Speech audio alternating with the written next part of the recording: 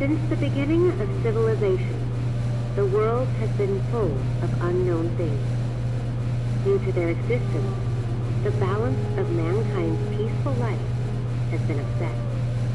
However, no matter how advanced our technology, no matter how great our scientific breakthroughs, there will always be anomalies that cannot be explained. We don't know where they come from, or what their purpose is.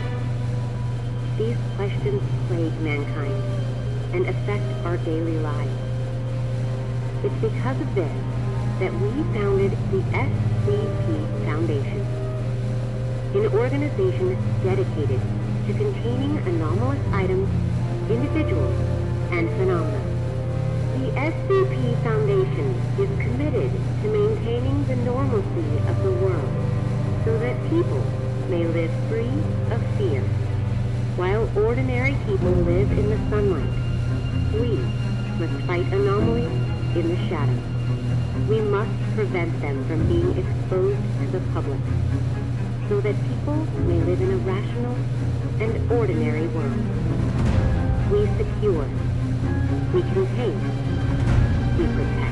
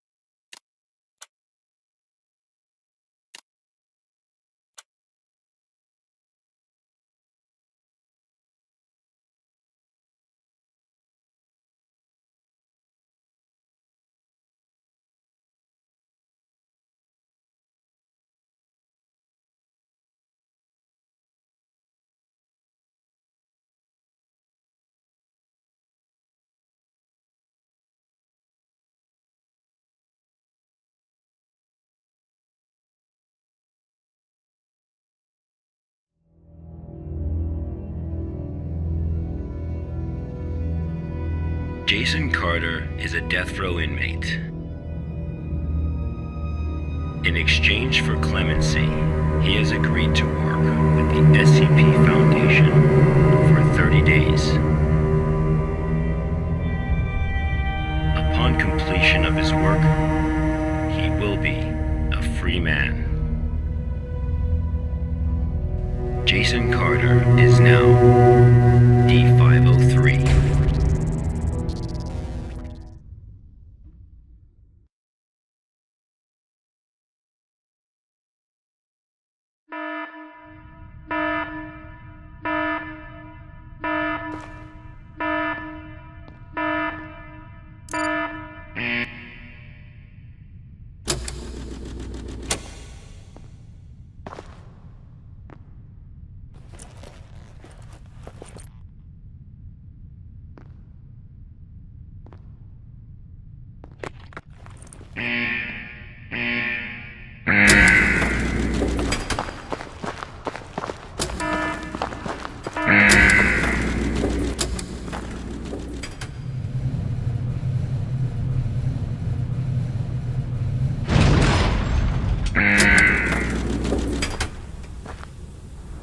D503 was given no clear instruction of the task to be completed.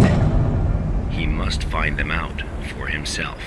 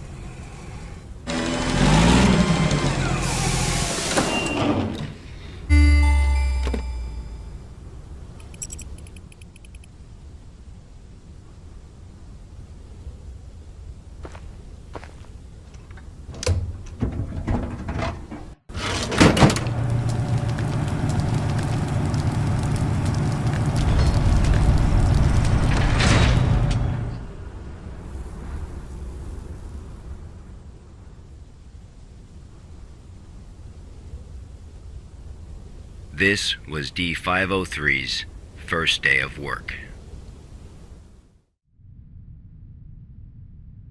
SCP protocol mandates that D503 now undergo a psychological evaluation.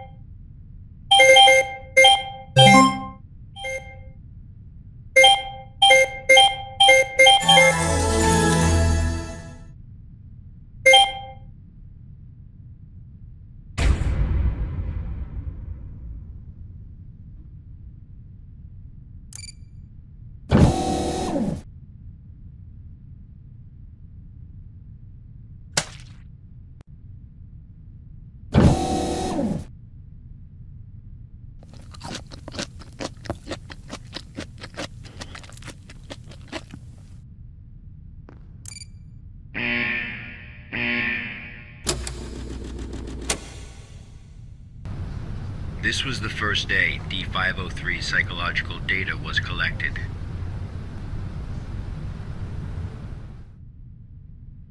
You're probably wondering, how can this job earn freedom for a death row inmate?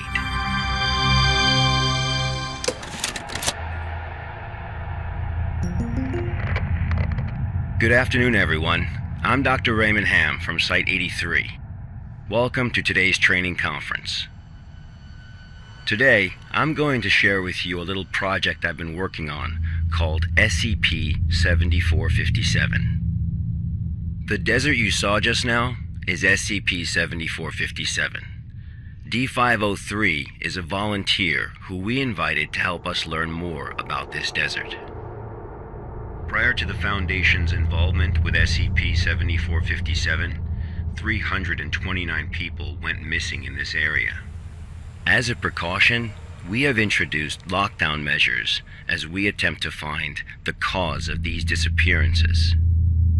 As everyone here is new to the Foundation, it will be good for you to learn about SCP-7457. Let me explain how it works. Before we get started, are there any questions? Dr. Hamm, I'm Will Barton, 3rd Special Squad, Site 86. Hello, Will. Before I came here, I thought I had a basic understanding of the Foundation. I've heard of these anomalies, but only in terms of human anomalies.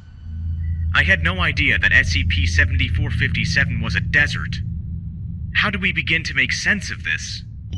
That's a good question, Will. All the unexplained phenomena we are monitoring are being labeled anomalies. Human anomalies, regional anomalies, artifact anomalies, and various other phenomena beyond our control. The work of the Foundation is to isolate these anomalies and prevent the public from, shall we say, experiencing them? Okay, next question. Hello, Dr. Hamm. I'm Mark Harris, a research intern from Site 27. In the video, we saw D503 picking up garbage in the desert. Why did it do that? And what does this have to do with anomalies? Okay, Mark. What I can tell you now is that everything you see is part of SCP-7457. SCP anomalies can be a little difficult to understand at first. Just know that it, or they, have their own rules. Perhaps you'll understand what I mean once we finish watching the video. Okay, let's move on.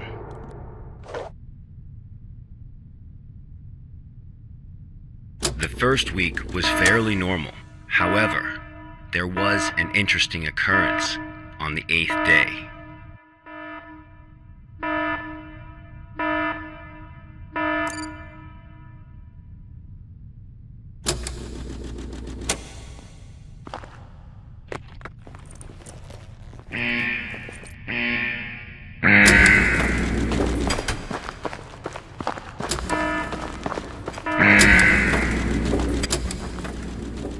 let's have a look at what happened.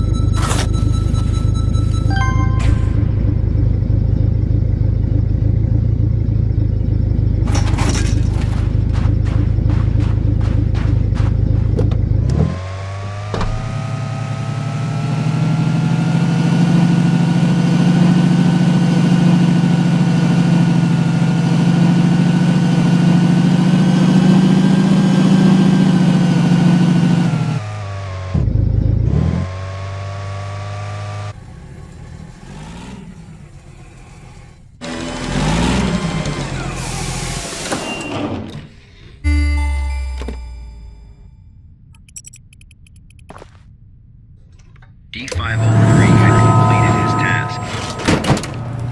However, he did not realize that he had already encountered his first anomaly.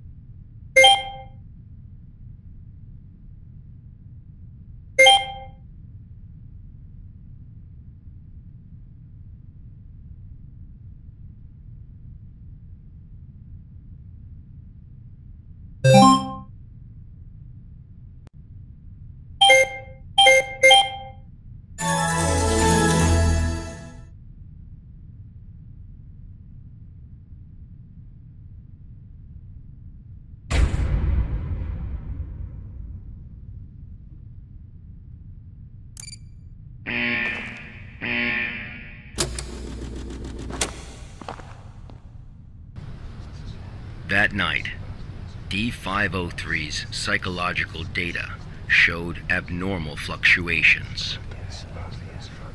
Analysis tells us that D503 is dreaming.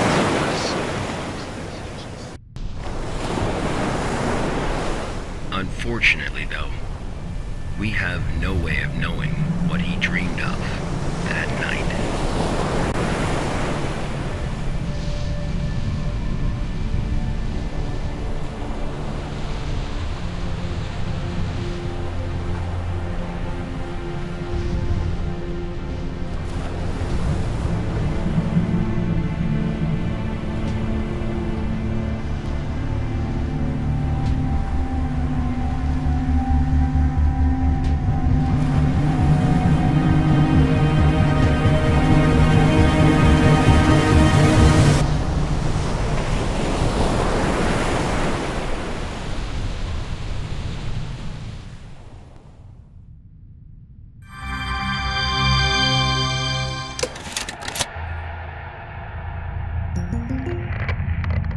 The 8th day marked a significant turning point, the start of SCP-7457's impact on D503. Are there any questions before we go on? Hello, Dr. Hamm? I'm Spencer Jones from the Special Operations Department of Site-21. Hello, Spencer. It's still unclear as to why D503 needs to pick up all of this trash. If you wanted to monitor his psychological response to SCP-7457, why not just leave him out in the desert? Why assign him these tasks when there are already psychological evaluations taking place?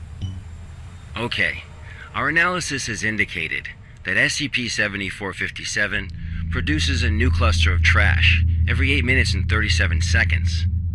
If waste collection is not done regularly, all that trash may soon flow into our world. It is worth noting, though, that the quantity of waste created here pales in comparison to the amount produced by humans. However, it still has the potential to become a significant problem in the future. By assigning these tasks to D503, we can monitor his reactions while also containing the trash. There is another reason, but we will get to that one later. Is it not the case that the Foundation is exaggerating the importance of a minor issue before the issue is fully understood? Okay, everyone. I must emphasize that behind us is the general public, who are wholly unaware of any of this. Being meticulous and maintaining a serious attitude is essential at the SCP Foundation. Any oversight or underestimation of the enemy may result in disaster. Thank you, Dr. Hamm. I understand. Good. Let's move on. The effects of SCP-7457 on D503 became most obvious on day 15 of the test. Due to the conditions that day, we were only able to track his movements after recovering data from his radar. It was definitely a bad day, perhaps the worst, even for a death row inmate.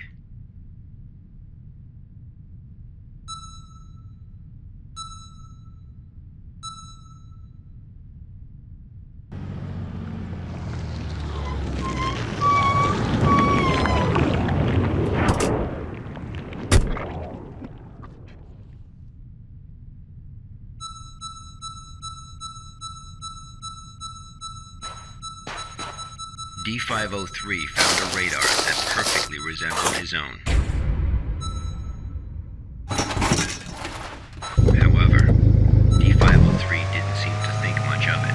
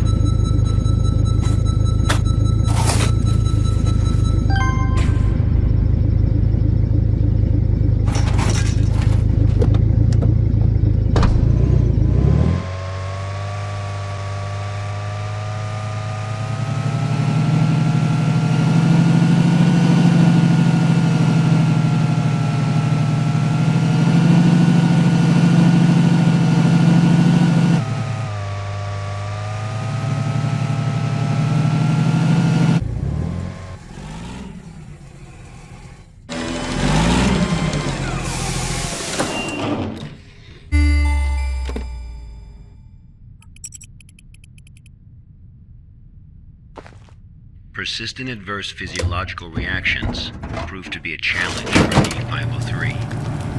He still managed to complete his work on day 15.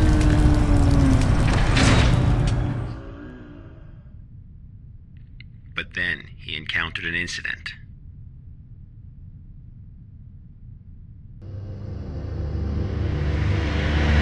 A sandstorm.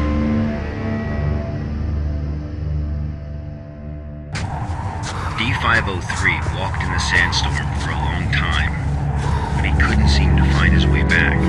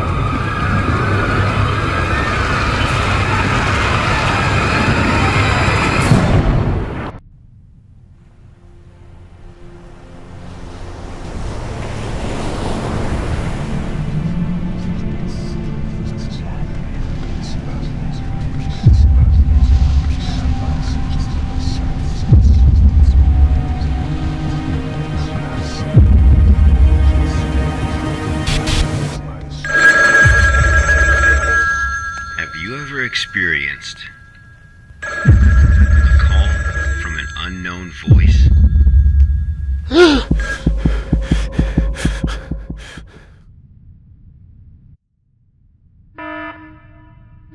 Approximately 13 hours later, a visibly trembling D503 returned to Site 8. We immediately performed a psychological evaluation.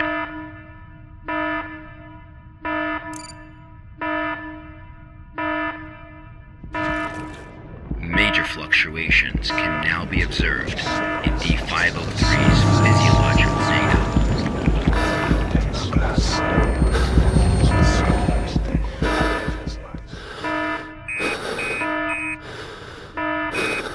The results of the psychological evaluation were so troubling, we had to abort the mission.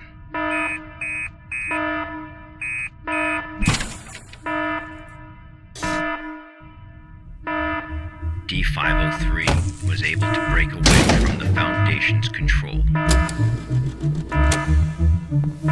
He has seen the test results of other Level D personnel who were analyzed at SCP-7457. That's right, none of the Level D personnel at SCP-7457 have ever been able to leave this desert.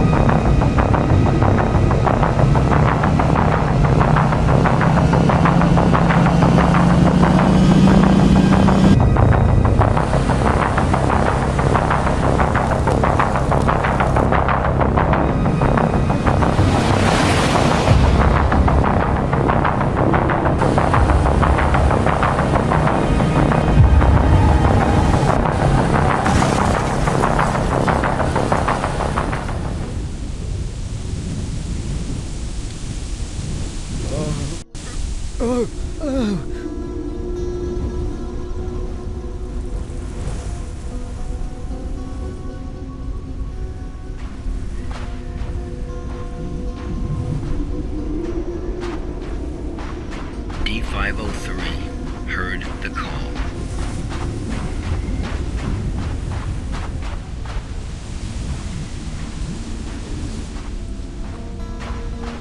Humans often believe that their fate is in their own hands, that all choices come from their own free will. They don't realize that we humans form only a small part of this world. Out there, in the unknown world, we are as insignificant as a grain of sand in this vast desert.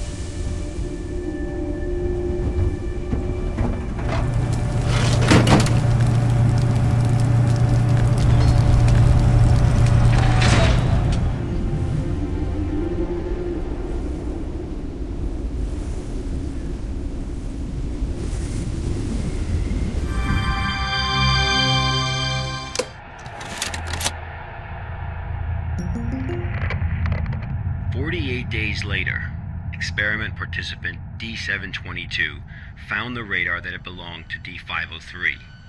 The radar was 31 miles away from the waste treatment facility. All the data we have came from this radar. People entering SCP-7457 will suffer varying degrees of psychological stress within an acute period. It manifests as a range of neurological and mental disorders, as well as severe and unexplained hallucinations. So far, not one participant has left the desert unscathed. The Foundation has tested 31 Level D personnel in an area spanning 2,267 square miles. Our testing continues.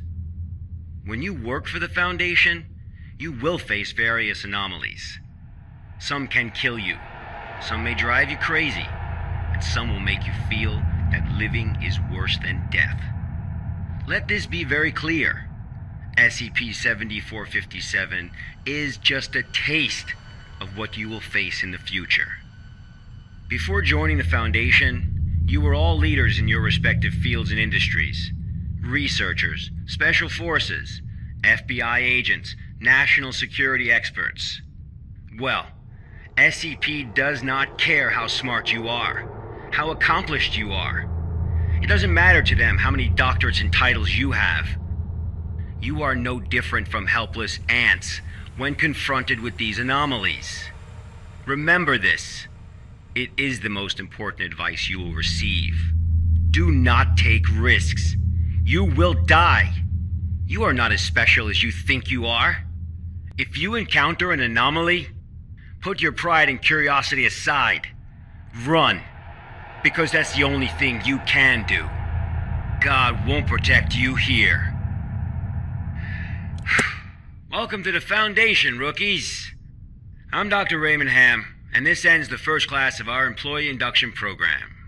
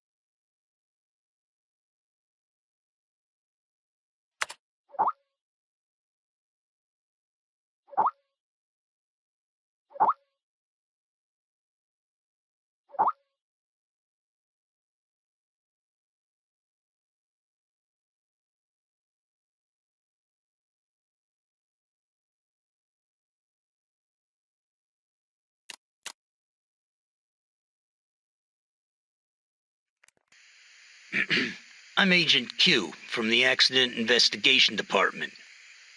Containment breach occurred at Pony Station and contact with the Foundation has been lost. Agent Bella Lawrence was given orders to enter Pony Station and retrieve the black box. Following is a transcript of the interview with Bella Lawrence.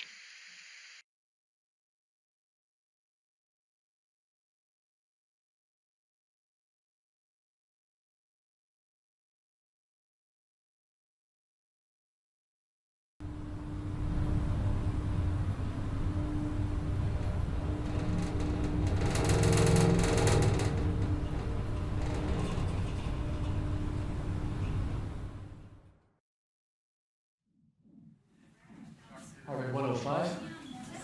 Blood pressure 175 over 110. Experiencing mild convulsions. Administer 5 milligrams of methadone to help control blood pressure. Bella? Bella?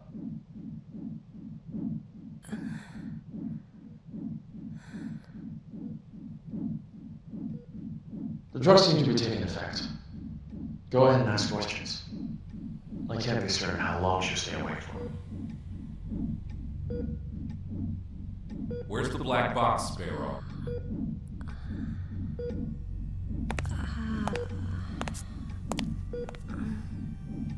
Three days ago, you were tasked with investigating the situation at Site 74, Pony Station. You were assigned to retrieve the black box. Now, out with it. Where is the black box?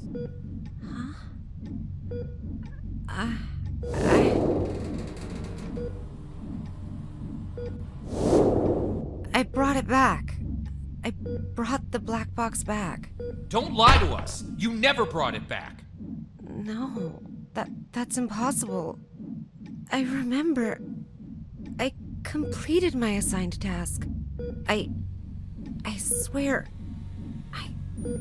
Shit, my head. All right, here now. This isn't an interrogation. We're not here to lay blame or point any fingers.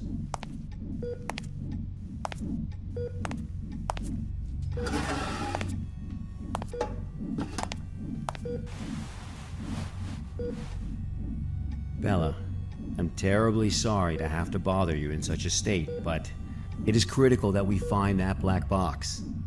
We need to know what happened at Pony Station. My memory's a mess at the moment. That's fine. We'll take it slowly, step by step. Why don't we start from the moment you received your mission? Tell us what you remember. I'll try. That night.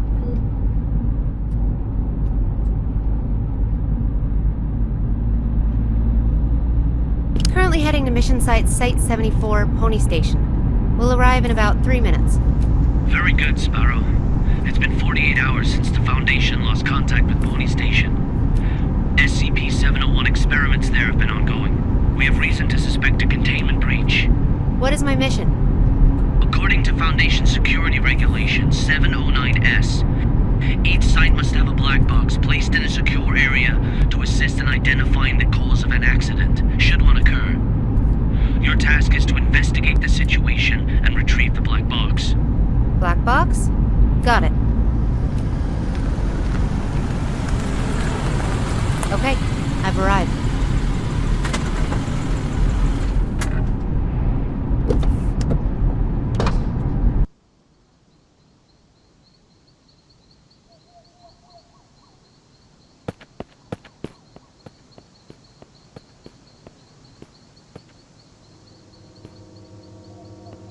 I'm able to observe the mission site from here, but it doesn't seem like one of the Foundation's secure facilities.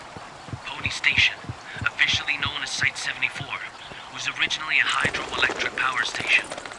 After it was abandoned, the Foundation repurposed it as one of their sites. Initially, it was used only to contain a few safe-level anomalies, but recently it's also taken over SCP-701. I don't know all the details. We won't know the truth until you retrieve the black box. Got it. I'll complete the task as instructed and retrieve the black box.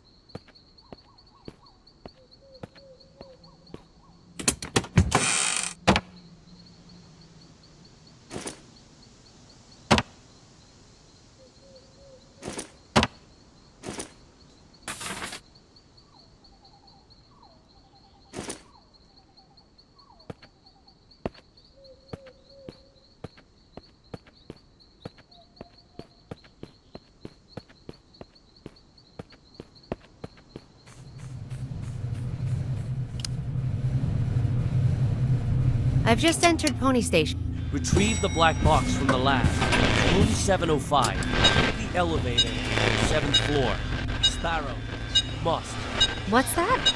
Bald Eagle, you're cutting out. Damn. This is out of the safe range. I'll place a reality anchor. Okay. Much better. Now let's find that elevator.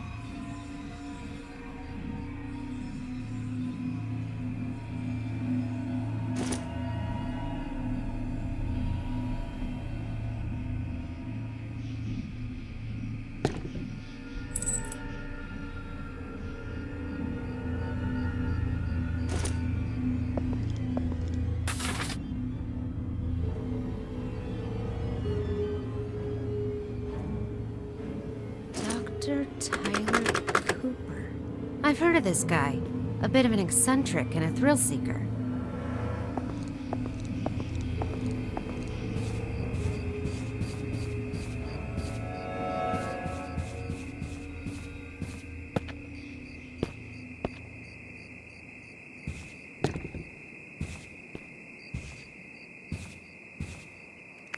All the plans, including the project schedule that follows, have been disrupted. The actors of the whole site is theirs. They managed to procure a goddamn script from God knows where, and they've taken over my laboratory accordingly. And Dr. Cooper, or whatever his name is, in particular, he puts on airs every time the operation starts as if everyone should listen to him. What does he think he is? I had to let him know who's the boss around here.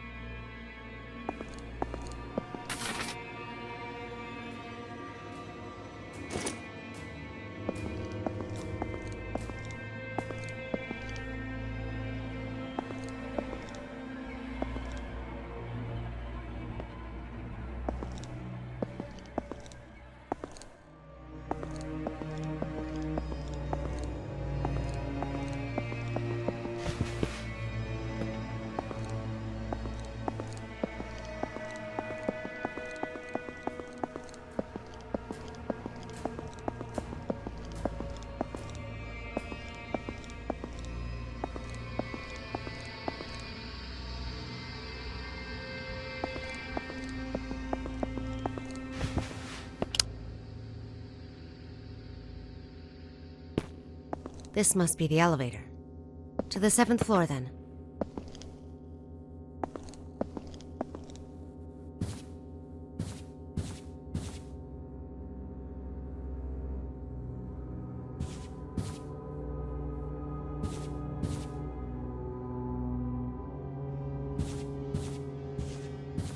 Blood we offered, the hanged king we served.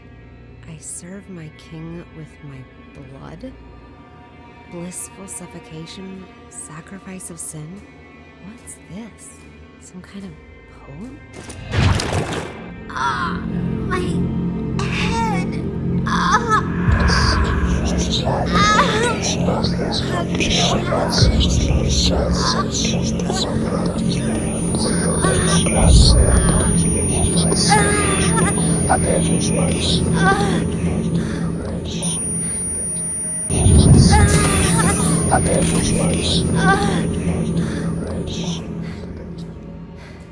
Holy shit!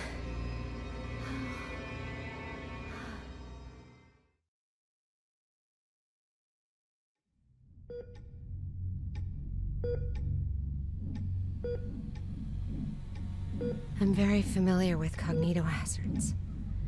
I've been trained to deal with them. But this wasn't anything like that. I couldn't breathe. It was like there was a knot tied around my throat. I was weightless, hanging, gasping. No matter how much I struggled, nothing helped. That does sound terrifying. But perhaps it was just a nightmare, though. No. We wake up from nightmares. Not from this.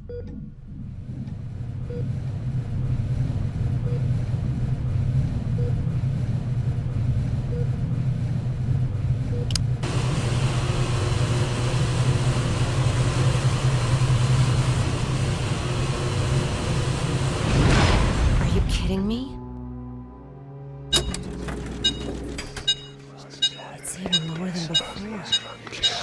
Place of reality.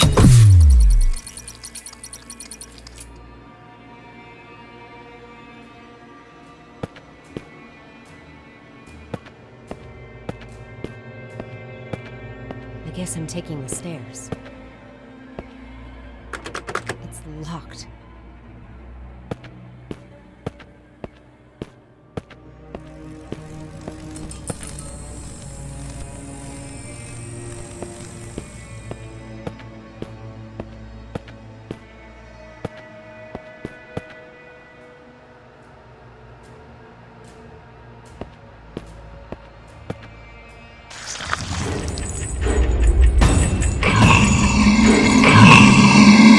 What the?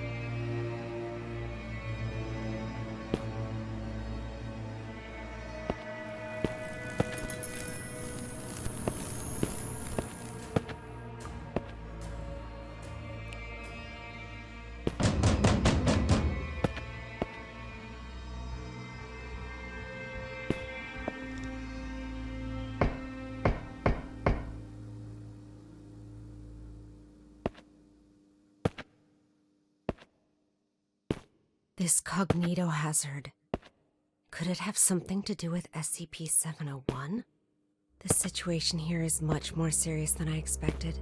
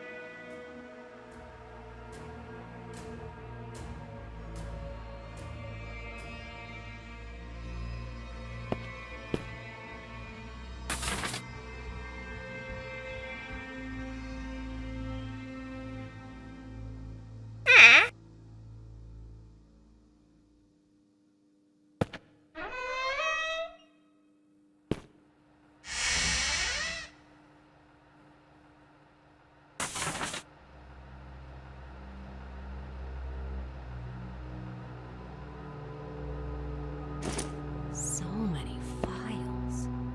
This must be the archive room.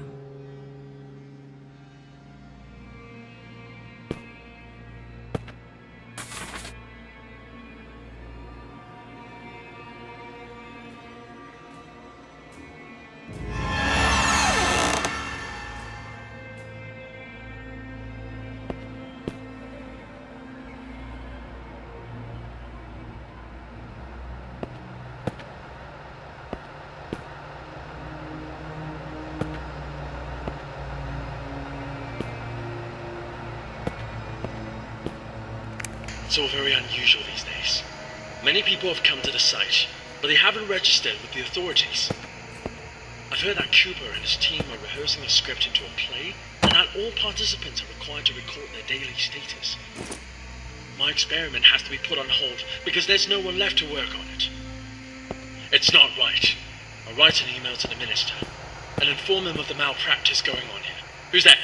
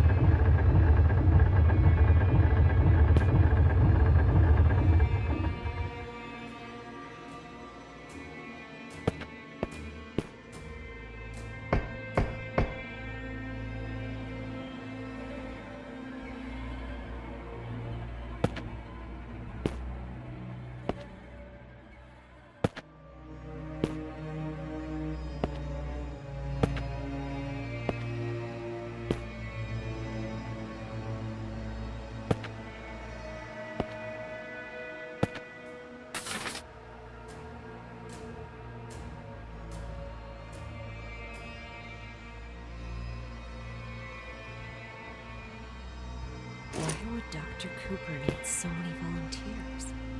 And what on earth is this SCP-701?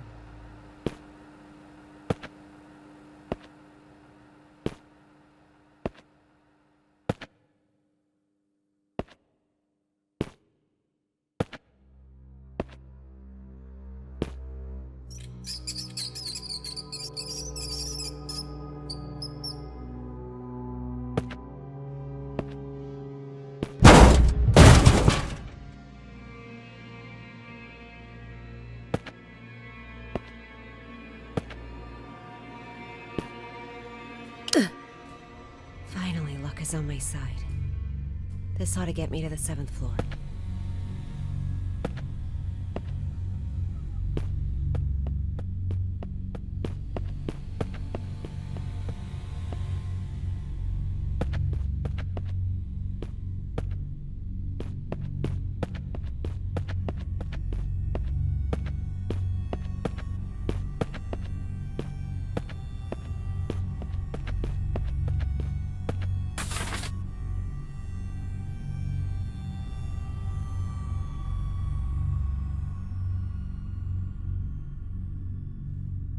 parcel notice?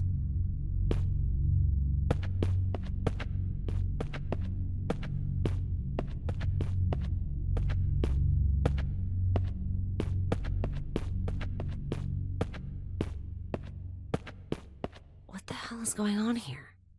4th floor again?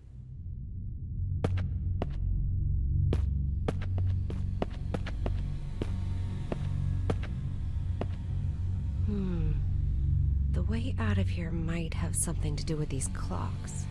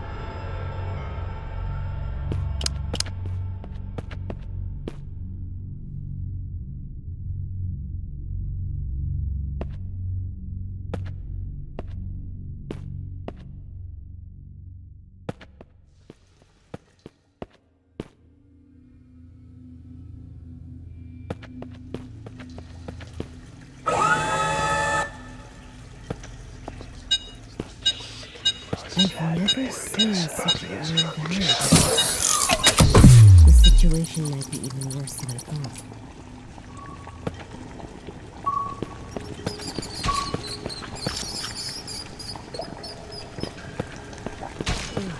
What is that smell? When was the last time I cleaned this place?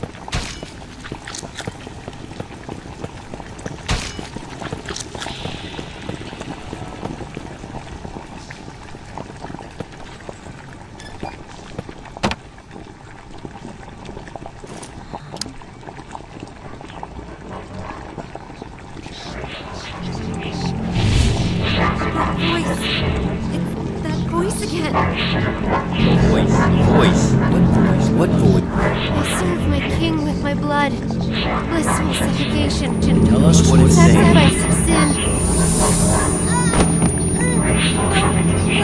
No! Bella, are you feeling better now?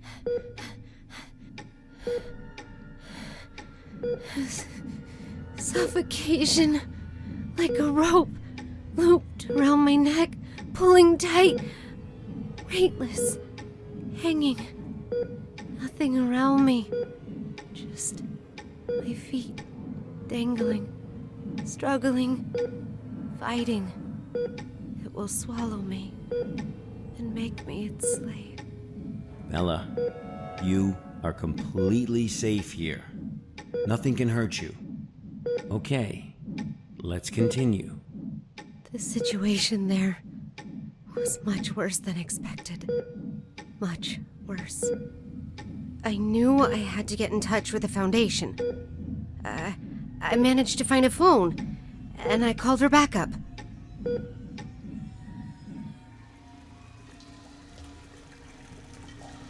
This is Sparrow, 09868, for Bald Eagle.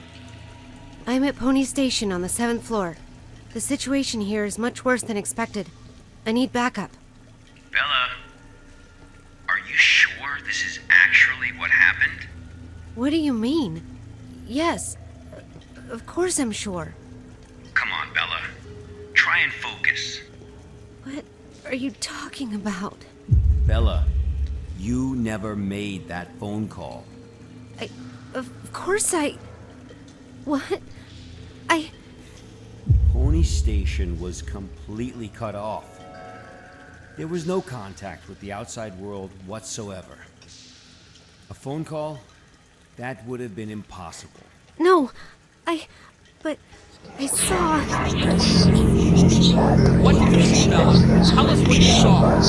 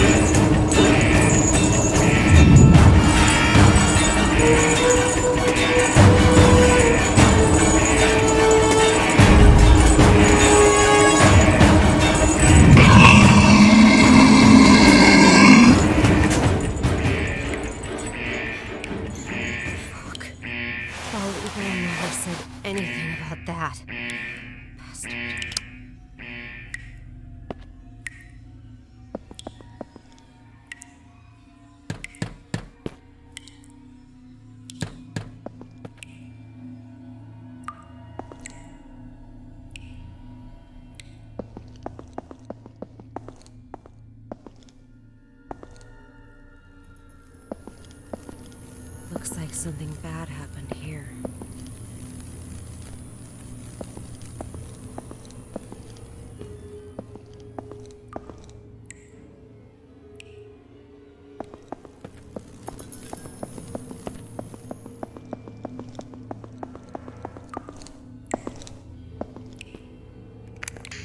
We're evacuating. Damn it. After the show, everyone went crazy. Some hacked themselves. Some killed each other like beasts. And that damn evil white monster. This was all destined to happen when he brought in that Scrooge. Everything that happened here is all Cooper's fault. It's their fault! This will be the last recording from the experiment. The hydropower plant was shut down forever. And no doubt my experiment will also... What's going on? What's going on? Ah!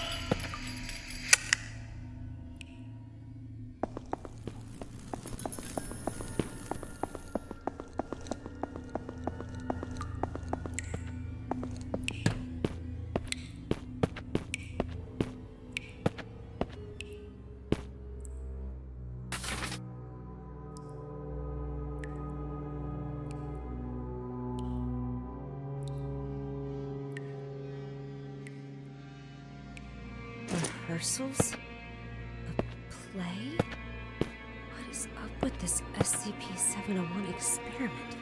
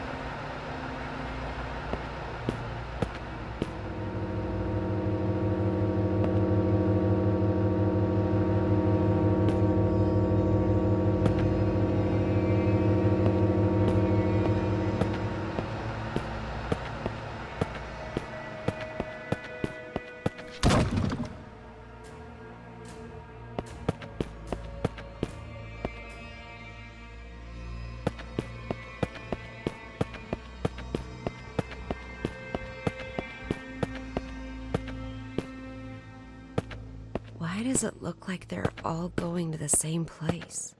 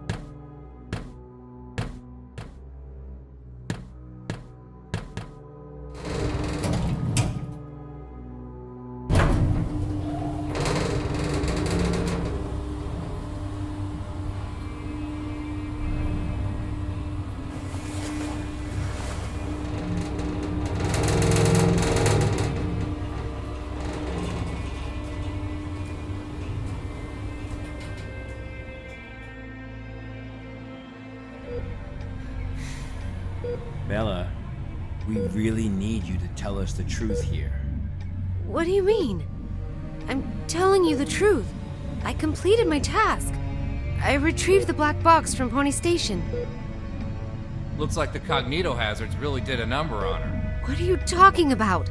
I'm fine. Bella, there was no black box in sight when we found you. That's impossible. I'm positive. I know I had it in the escape elevator. And there is no escape elevator in Pony Station. None of what you're saying adds up. But that's impossible. It's just impossible. Look at me, Bella. Try and focus. What really happened? What really happened? Bella, think carefully. I...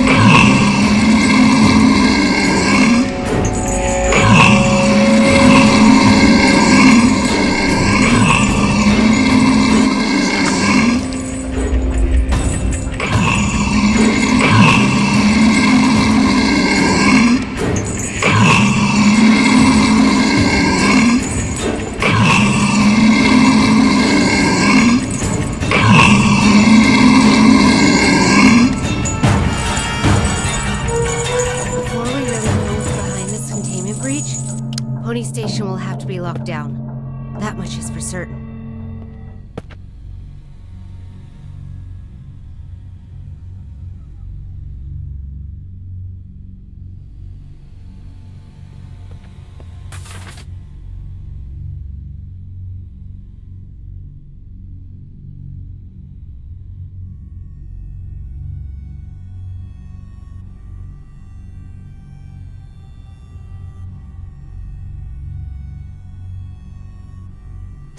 So SCP-701 is a script. No performance and now all of Pony Station is ruined. Dr. Cooper, what have you done?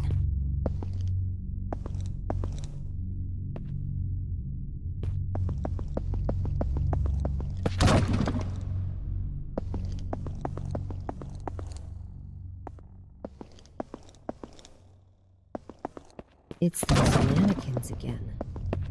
Where are they heading?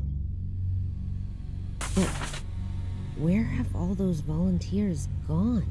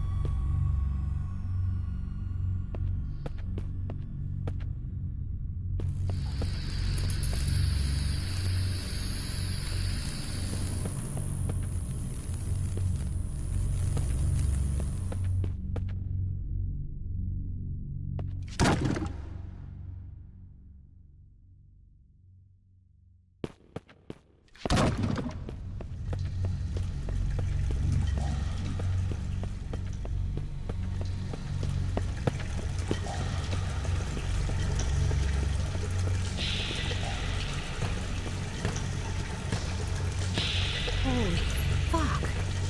Guess this is the ending of their performance. SCP-701. The Hanged King's Tragedy.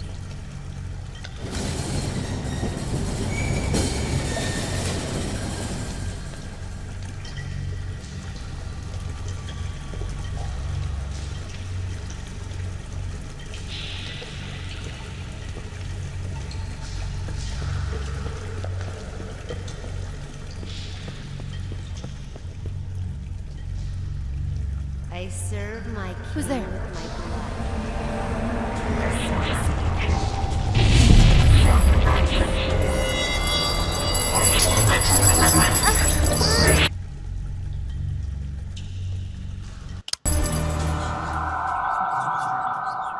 What the fuck?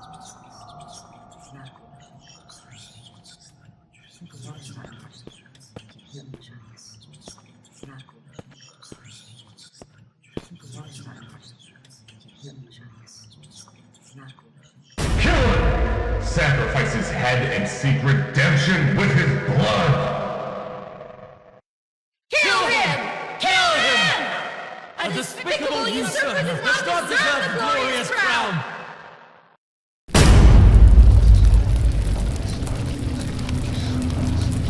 What the hell is going on? It's the goddamn cognito hazard again. I need to leave right now.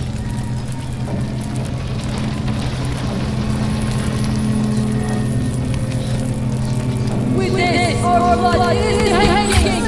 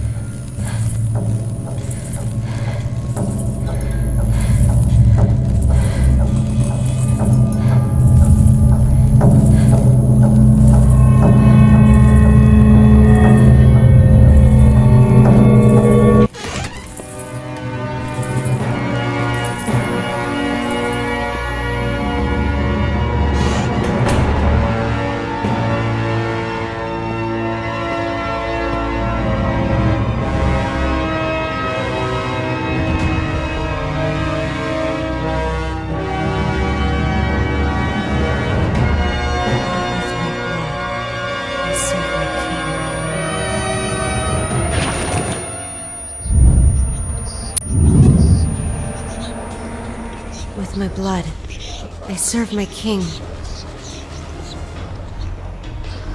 With my blood, I serve my king. With my blood, I serve my king. With my blood, I serve my king. With my blood, I serve my king.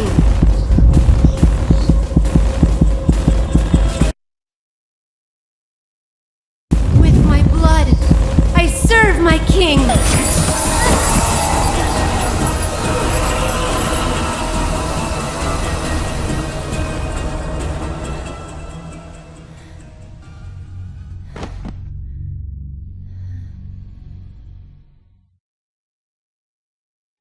Her condition is unstable. I've just injected her with a sedative, but you'll need to let her rest for a while.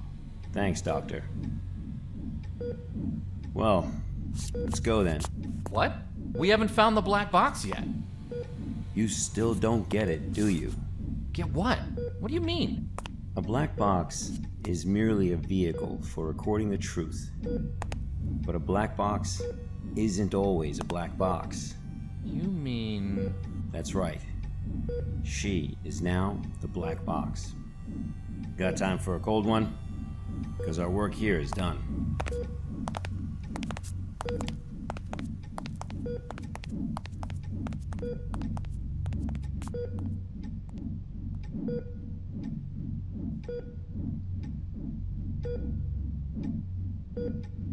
I serve my king with my blood.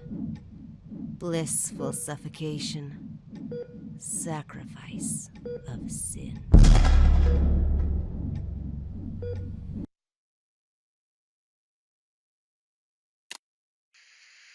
The black box has been properly contained at Site-105 and pending further investigation. Above is the full record of the inquiry.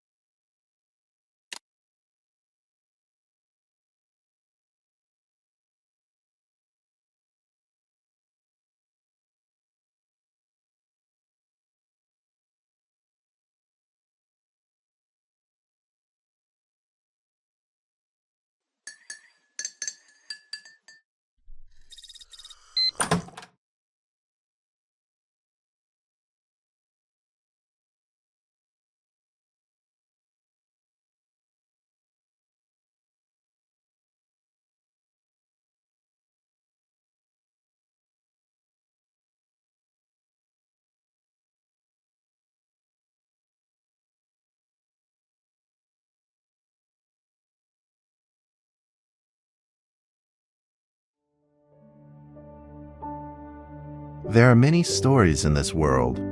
Some are read widely all over the world. Some are hidden in dust and known only by a handful of people. Today I'm going to tell you a story no one else has heard before. A real story of mystery and wonder and adventure. And then you too will become the guardian of this story. The story takes place in a world of long ago. The hero of our story is a little boy. His name is Daniel.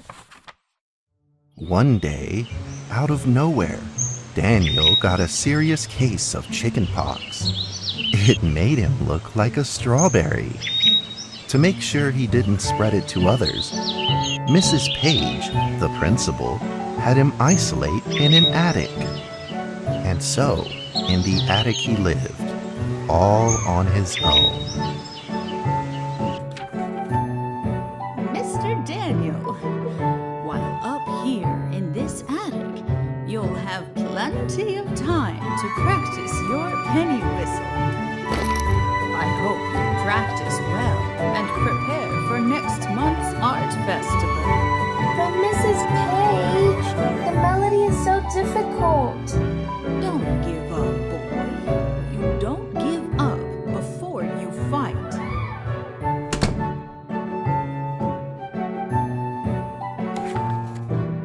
Daniel was reluctant at first, but he trusted Mrs. Page, and he knew he should listen. And so he practiced the penny whistle.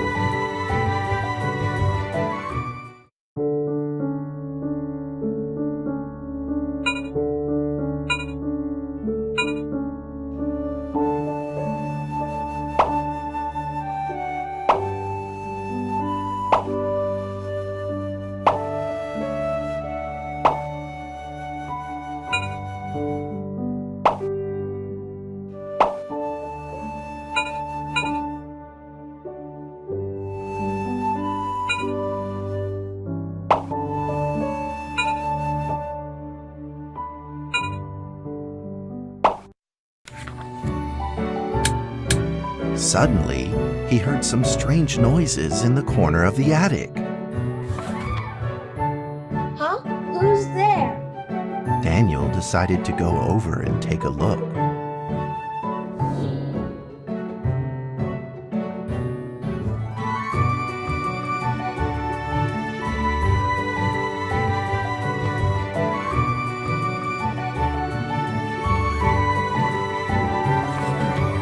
It was a mousetrap, and there was a red origami paper dragon inside of it. Daniel carefully removed it. It was marvelous and beautiful. The only problem was part of its wing was damaged. But Daniel found a way to repair it.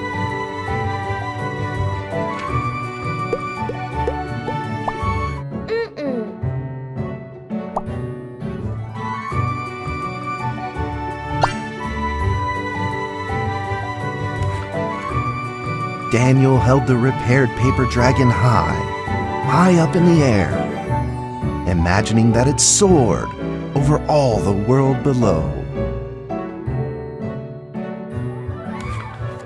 He played and played with the paper dragon. Wee! Woo! Dragon! Soar!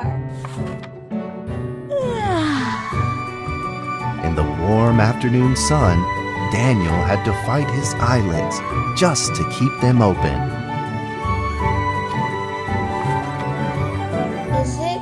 Could it be? Or is this all just a dream? The next day, with boredom and loneliness weighing him down, he began to fiddle with the old radio.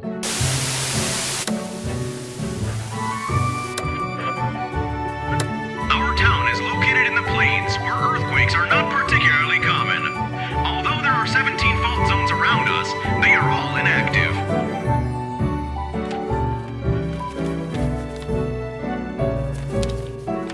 A scrunched up ball of paper rolled over to his feet.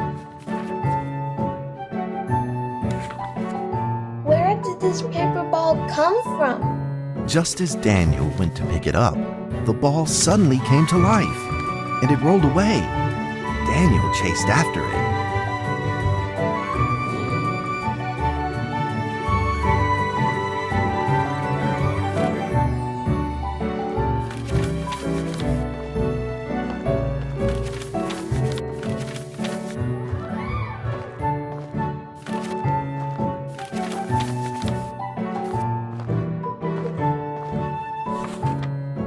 Just as he was about to seize the rolling paper ball, suddenly, terrible sparks erupted from it. Before his very eyes, the paper ball began to grow bigger and bigger. At that moment, a red figure suddenly appeared. The red figure quickly subdued the paper ball and threw it into a cardboard box. Daniel studied the red figure carefully. It had a sticker on its fluttering wing. It was the paper dragon. I wasn't dreaming. Thank you for saving me. Daniel was grateful and very happy. He walked closer to the paper dragon, but the paper dragon seemed timid and afraid and backed away. Just then, Daniel had an idea. He took out his penny whistle and slowly played a tune.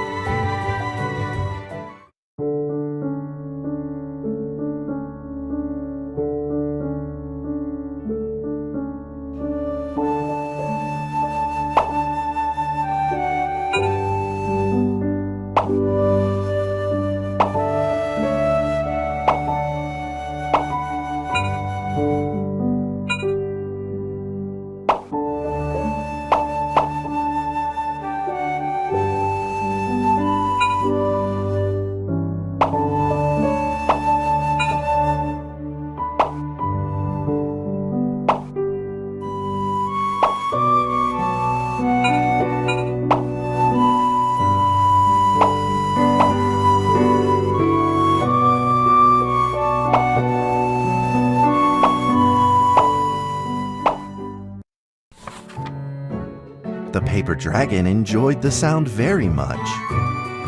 It began to move along with the rhythm, flipping up and down in the air. Soon the two were playing and dancing, just like old friends.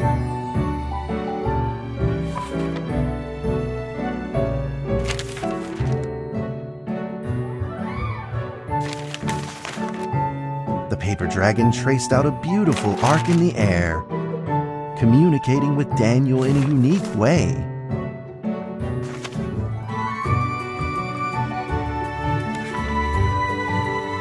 My cherished friend, after many long years, we finally meet again. Tell me, how has your family been? A great thank you for playing that music for me. You know how I love the beautiful rhythm of that instrument. But we ought to take precautions, as the room is not stable. Do you still remember how the room works? You are welcome to visit anytime. The piece of paper then changed back into the shape of a paper dragon and flew into the cardboard box. The box closed shut, and a calm silence was restored to the attic. Daniel rushed to find a watercolor pen and marked the box with excitement in his fingertips.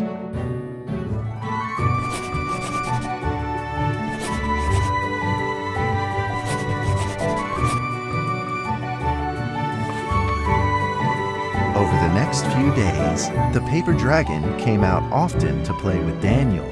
During this time, Daniel introduced many of his friends to the paper dragon.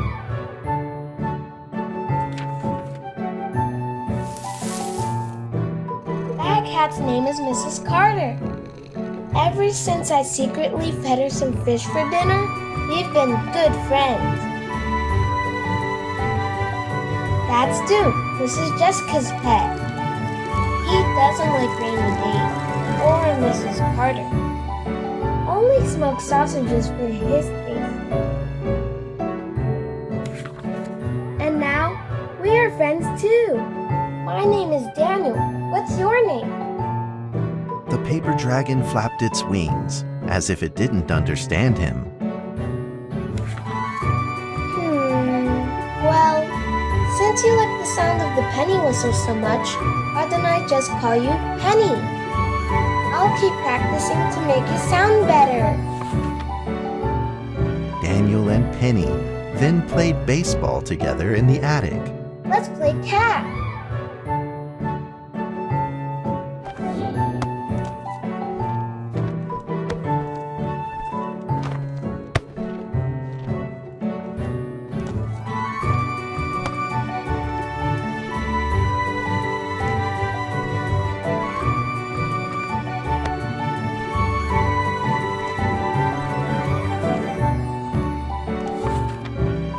But just as they were in the middle of enjoying themselves, a violent shaking suddenly rose from the ground. The stubborn earthquake is back at it, folks, and it seems even stronger than last time. At this moment, the box suddenly shot open, and thick clouds of smoke billowed out, followed by several paper balls.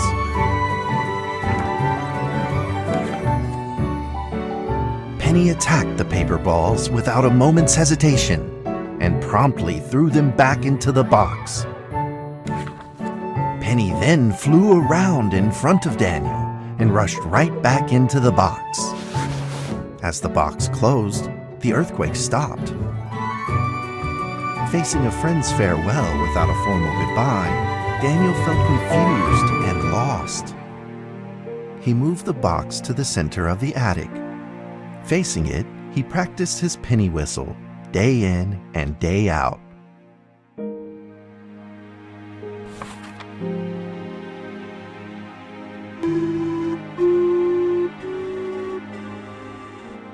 As the days went by, Daniel's playing became smoother.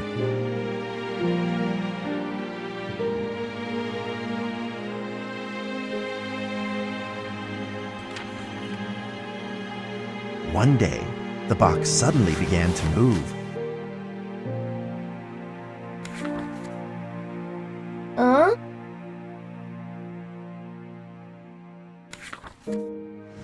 One, 2, 3, 4.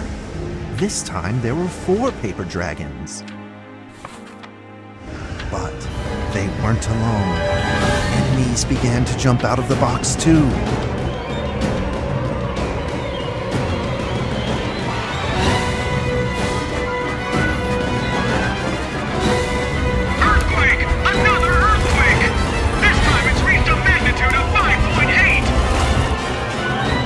Small attic, the 4 paper dragons fought fiercely against the paper balls.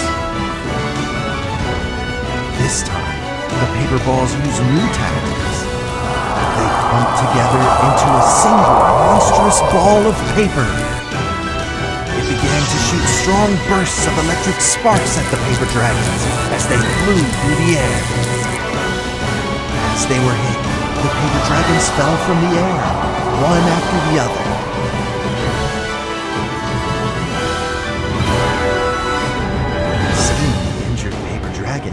Daniel felt very distressed and anxious.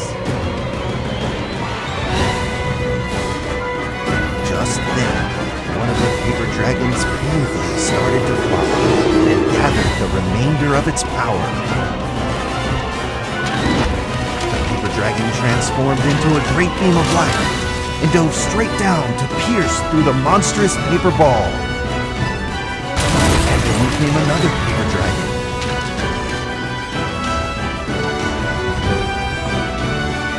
The monstrous paper ball was blasted to bits, exploding into smaller paper balls. Trembling, they struggled to escape back into the box.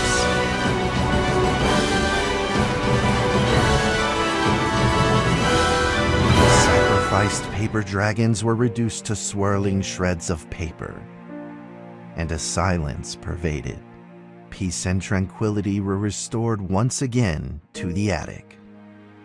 Daniel saw the remaining 2 paper dragons lying on the floor, badly wounded.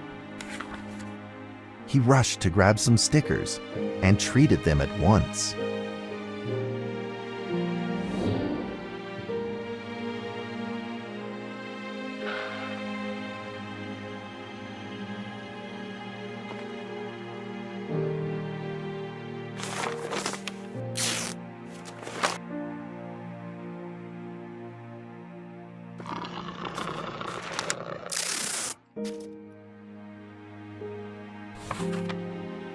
Suddenly, countless paper dragons began to gush from the box.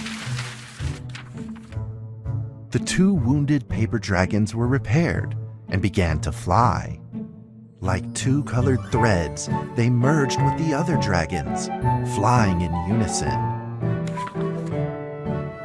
The dragons moved like a tide, flying freely through the attic.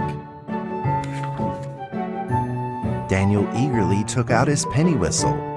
He showed all his paper dragon friends the results of his hard work and practice.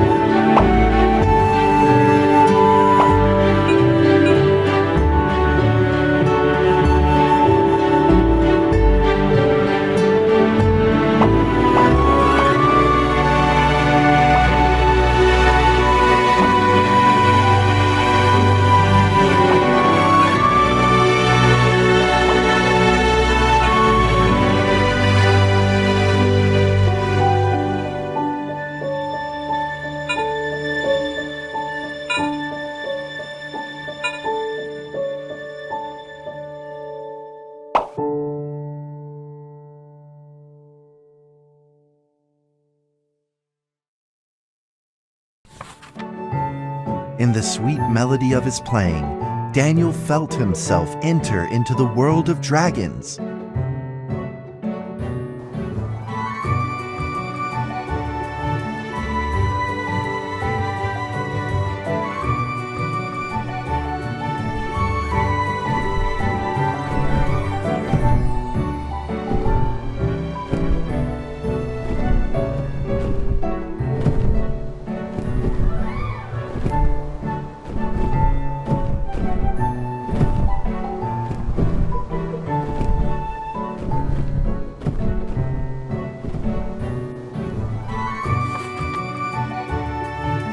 Dragons merged into a long letter and floated down towards Daniel to tell their story.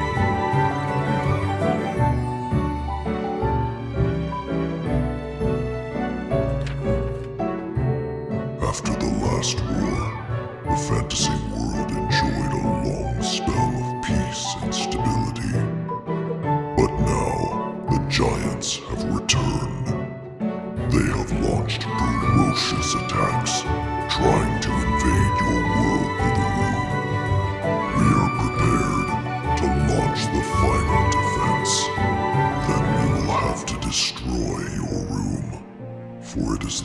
last remaining entryway into your world. Please believe this farewell will only be temporary. We will not be apart forever, and we will never forget our eternal mission of protecting you. At that moment, the paper dragons flew back into the box. Daniel still couldn't fully understand what the paper dragons had meant, but he had a vague feeling in his heart that he may never see his new friends again.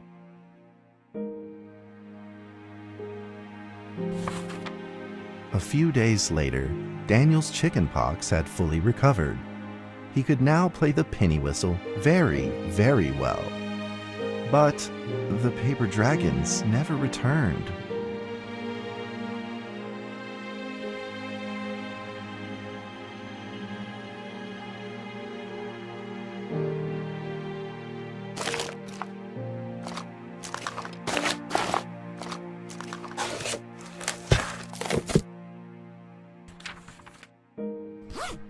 Maybe it was time to leave and move on. Earthquake warning! Magnitude 6.2! A massive earthquake is hitting our town! All townspeople, please leave your houses immediately and move to safe open spaces! Just then, countless paper dragons shot from the cardboard box. However, it seemed like they were under attack, spinning and falling through the air in confusion. What's happening?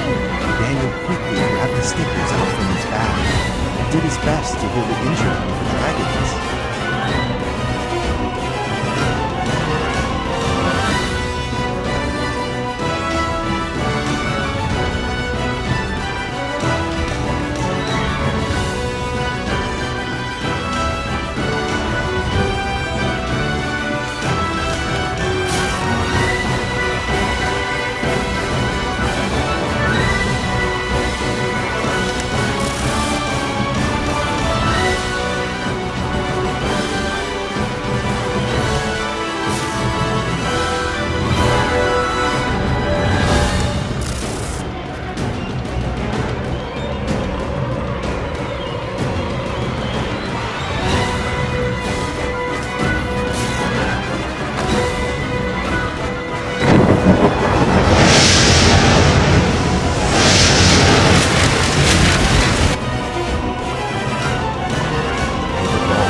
Together and pushed Daniel away, subduing him firmly in the corner.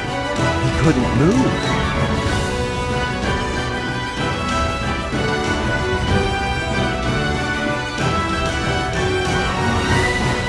Suddenly, ominous clouds rose from the box, and a violet lightning flashed through the room.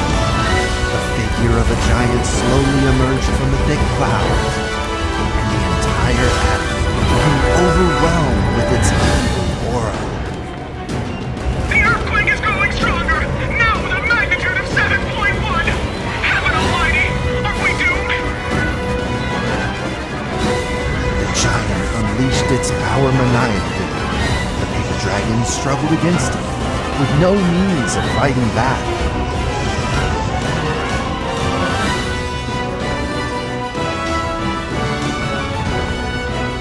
At this critical moment, two paper dragons shined brilliantly. Together, they heroically crashed their bodies into the giant. Daniel thought the giant had been defeated by the paper dragons, but soon he found that things would probably not be so simple. The giant's figure could still be seen in the thick smoke, looking evil and terrible.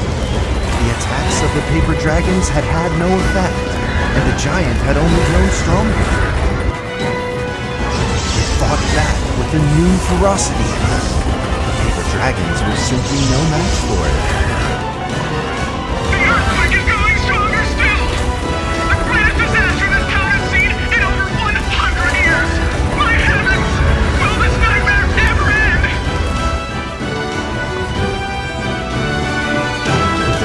dragons now all but defeated, Daniel spotted a frail figure in the distance. It was Penny. It flew gently in front of Daniel and affectionately rubbed its head against his fingers, as if this whole crisis had never happened.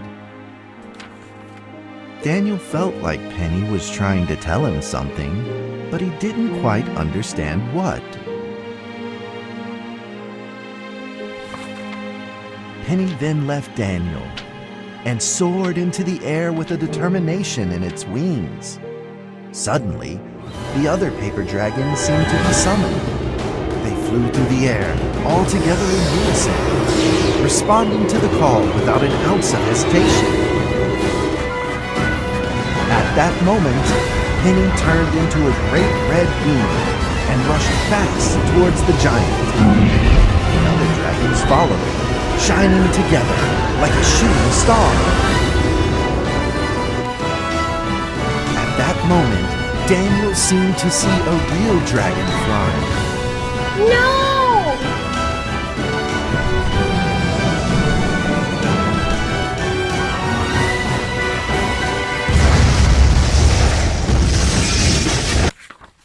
A huge explosion from the impact drowned out everything else in the attic. The attic rained down with countless pieces of paper, the leftover scraps of the paper dragons. Daniel wanted to collect all of the pieces. He thought he could still fix them.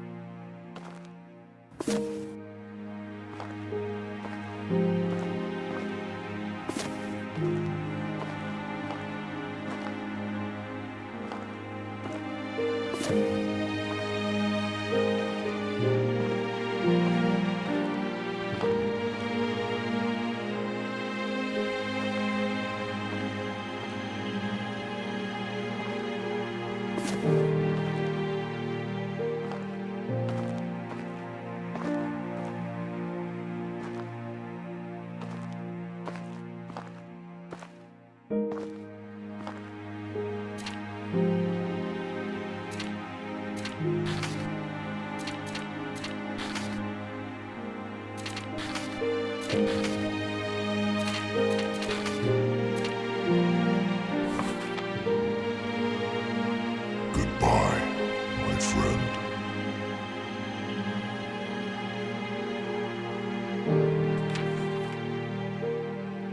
The nightmare is over. The earthquake has stopped. With God's mercy, our town is safe. We thank you, Lord, for your protection.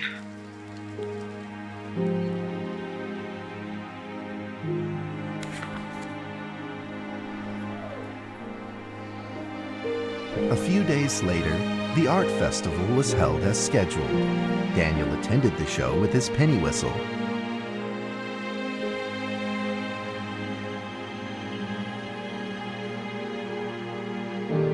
And now, Daniel Trevor will perform a penny whistle solo of a song titled Fly With Me.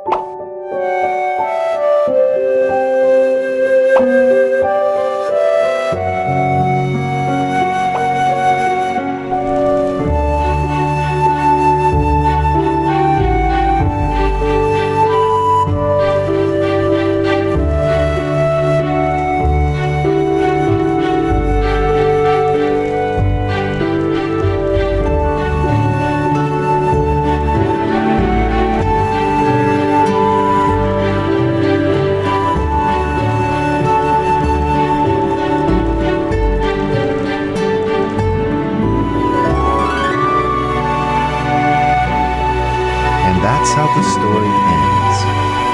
Now, you might be wondering, what happened next? Are there still paper dragons in the world? Well, that's a difficult question to answer. But I believe that they are still protecting us somewhere in this world, just like they promised they would, forever, into eternity.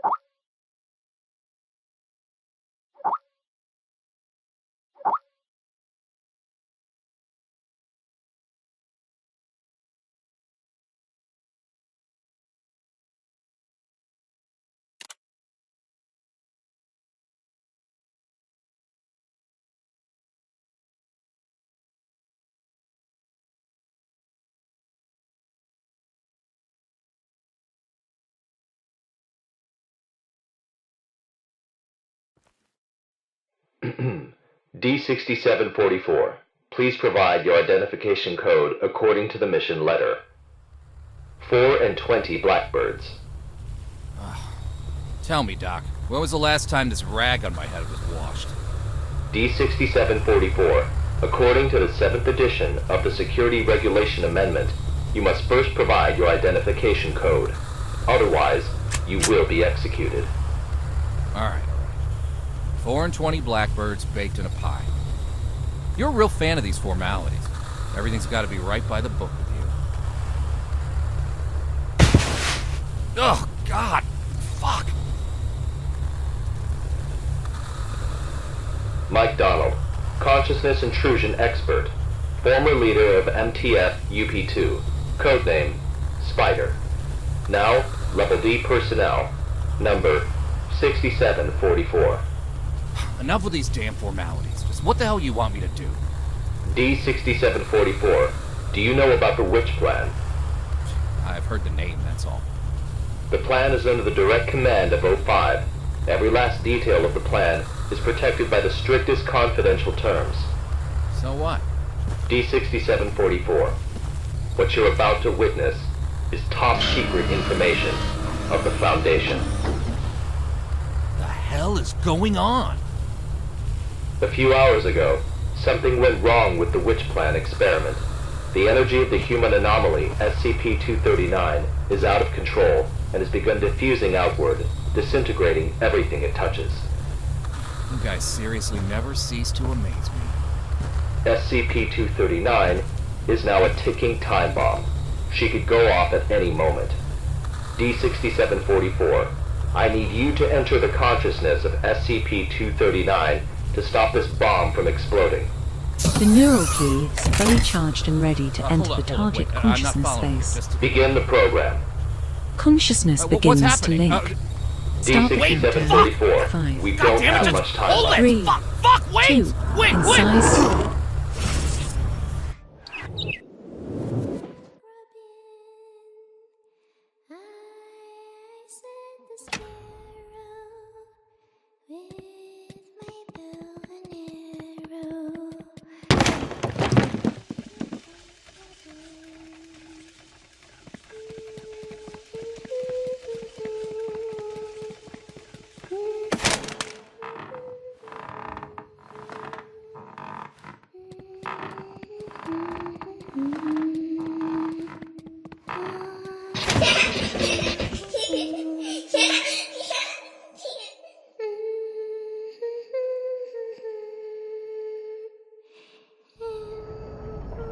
D6744, can you hear me? Son of a bitch! Fuck you!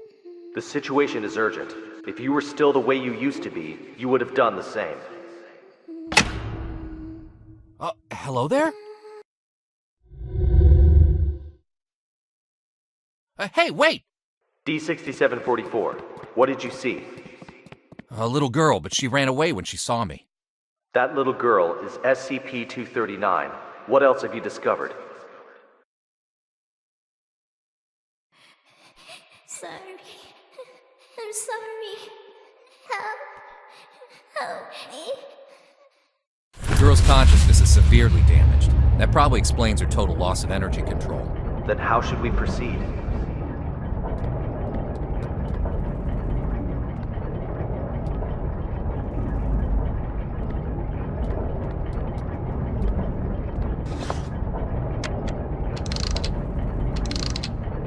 I'll have to enter her pre-conscious. If there's a solution to this, it's gonna be in there. Good. D6744, you really are the right person for this mission. D6744, I must remind you, SCP-239 is no ordinary girl. She is uniquely dangerous. Do not forget. Yeah, I got it. I'm dangerous too, don't forget.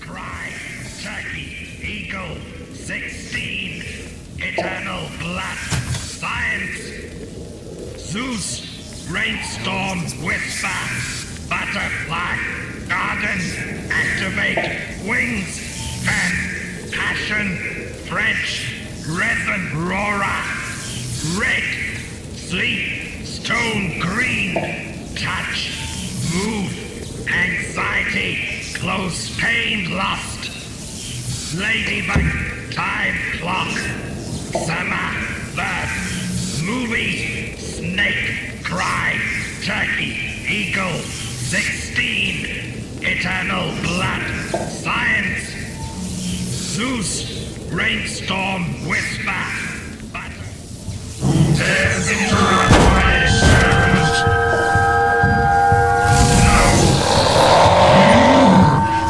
will pay the price. Holy mother of...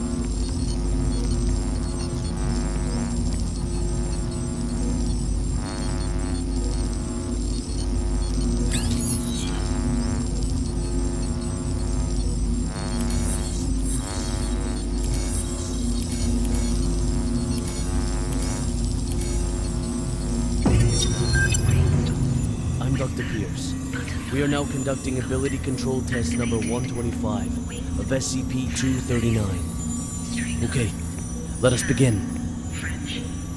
First, set voltage strength to 30 kilovolts. Power on. SCP-239. Move the target object to the designated location.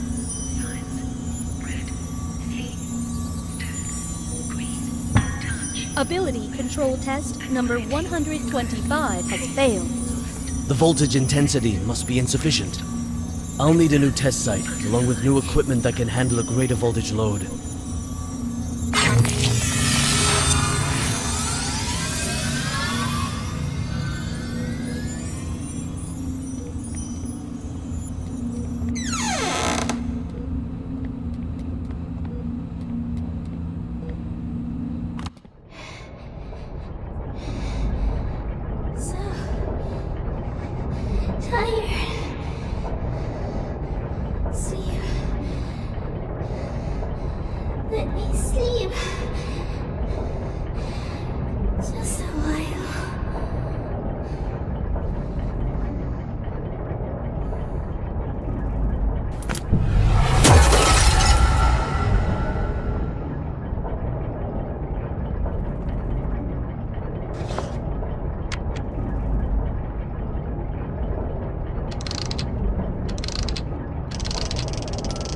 Bird's Nest calling D6744. Do you copy? Copy. The energy of SCP-239 is still diffusing outward. What's your situation? Situation's more complicated than I thought. I'm gonna need more time. Be quick about it. I got it. Quit rushing me.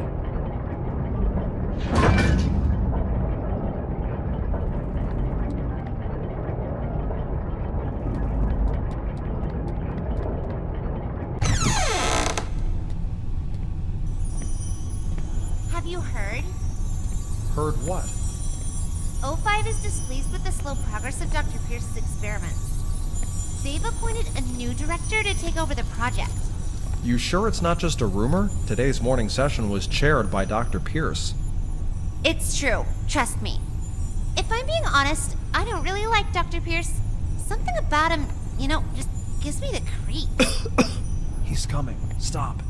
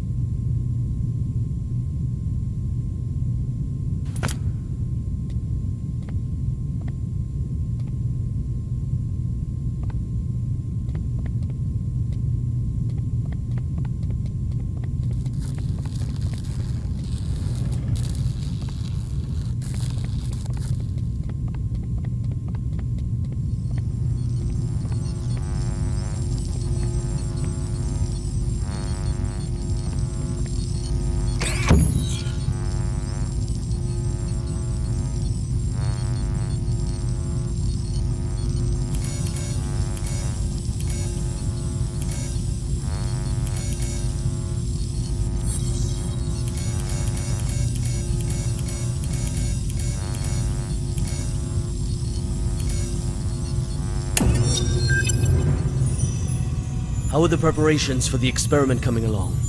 Equipment's been checked. Everything is ready. Good. Anything to be aware of? Sam went to the counseling room after yesterday's experiment. Give him an injection of amnestic agent, and let Arthur take his place.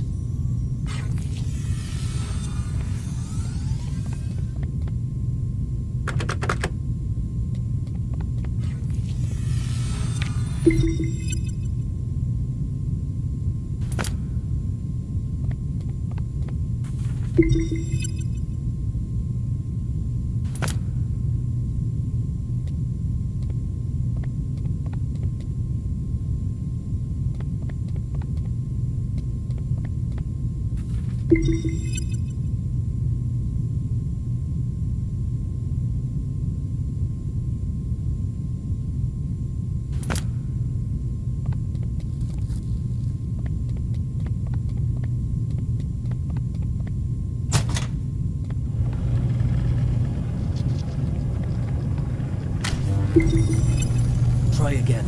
Set voltage strength to 250 kilovolts. Dr. Pierce, the heart rate of SCP-239 has now exceeded 160. Her physiological indicators are quickly approaching their limit. Perhaps we should consider pausing for a while. You. Pressurize. Set to 250 kilovolts. Go. Now. SCP-239. Pay close attention to my instructions. Crush that car in front of you.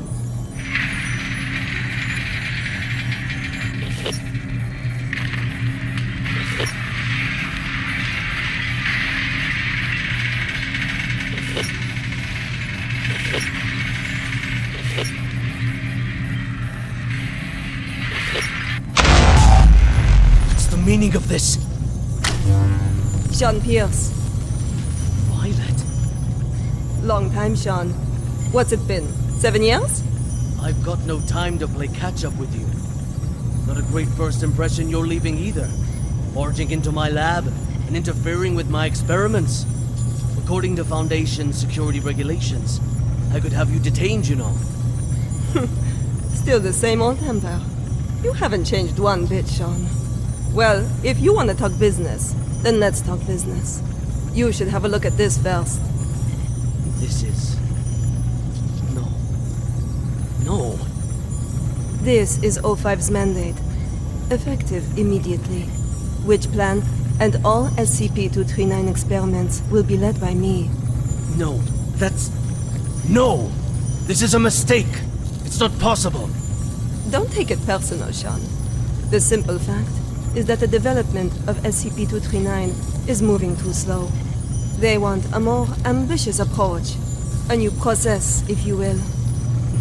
A new process? What new process? Just what do you know about process? Please, Violet, enlighten me. Sean, let us end our bickering with this. Victory comes to those who fight, and to those who last.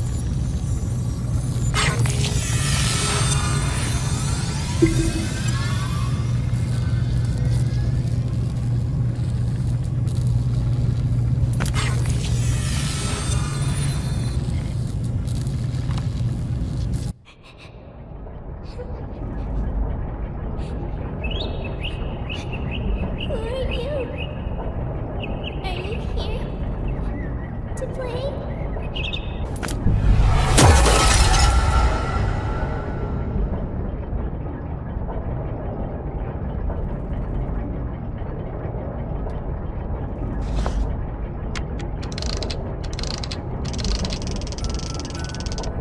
Bird's Nest, do you copy? Copy, loud and clear. Just what exactly is Witch Plan? That's not your concern. Focus on the mission at hand. Stop the spread of energy diffusion released by SCP-239, and do it quick.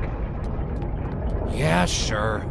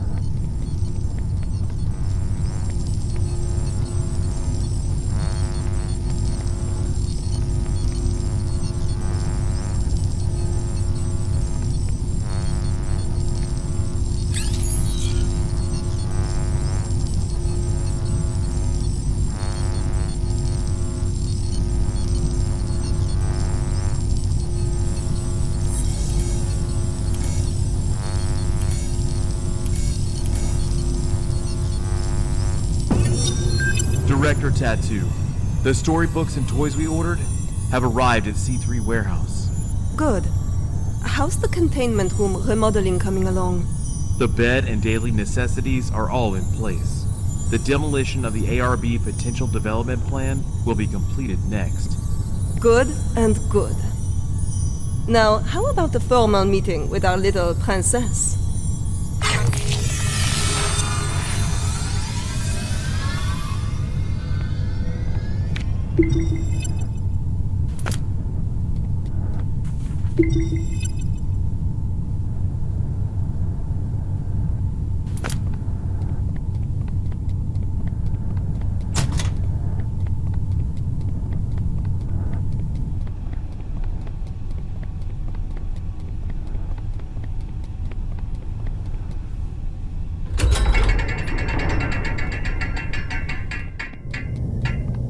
Hello there!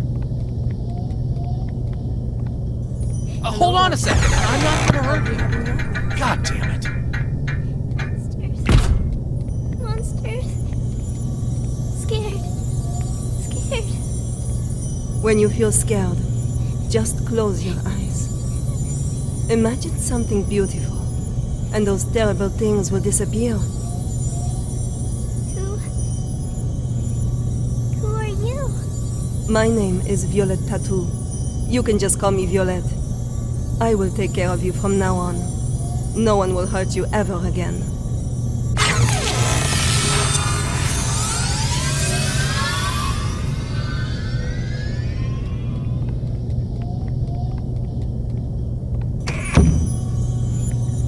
All right. That's it for today's bedtime story. We'll have a little test tomorrow. You need your rest. Afraid. Sleep. Nightmares. SCP-239, are you afraid of having nightmares again? Yes. Afraid. Just remember what I told you. When you feel scared, just close your eyes. Imagine your little friends in the stories all running out of their books to come play with you. Then you won't be afraid. Get some sleep now. Remember to imagine those beautiful images. Close eyes. Imagine. Imagine. Beautiful images.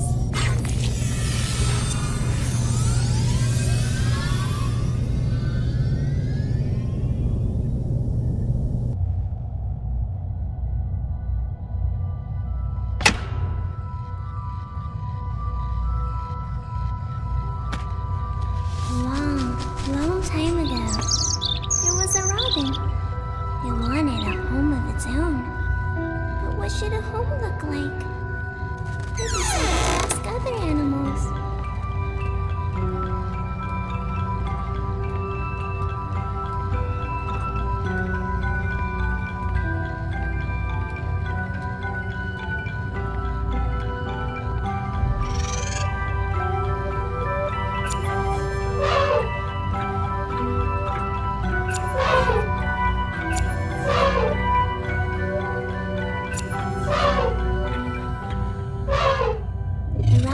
An elephant.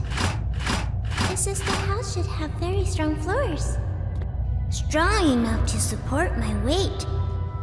The robin shakes his head.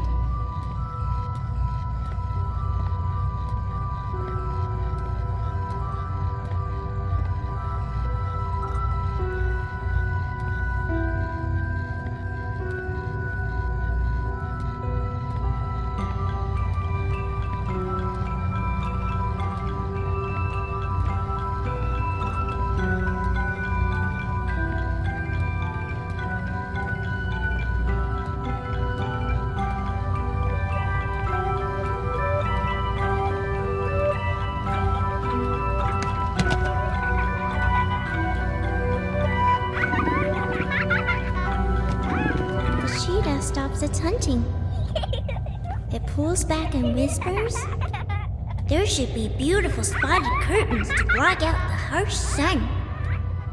The robin shakes its head again. The giraffe speak from way up high.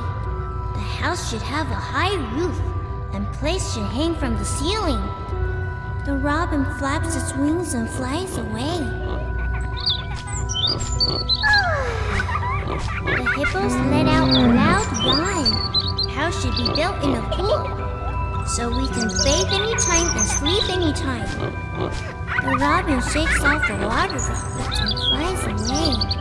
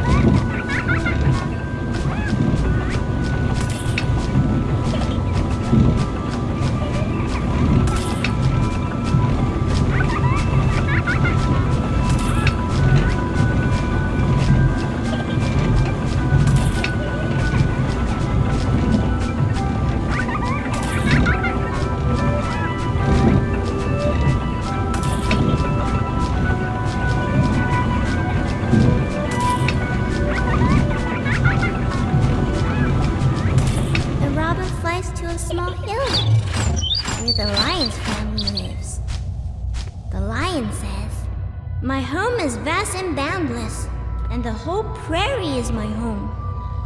The robin shakes its head and flies away.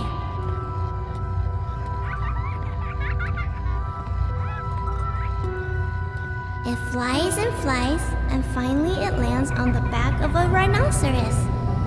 The rhinoceros says, "Everyone travels with all sorts of strange questions inside, but after traveling far and long enough, the answer that everyone finds is that the truth is not far, for it lays within our very hearts.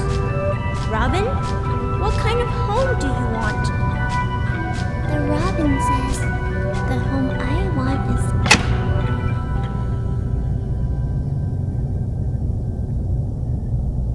SCP-239, what are you doing? What's going on here? What's happening? SCP-239, we have to work and rest according to plan. But Alex, clear up the mess. At once, Director. SCP-239, this is all for your own good. You must be obedient and complete tomorrow's test. After that, I'll give you a gift. A gift? All right. Back to sleep now, SCP-239.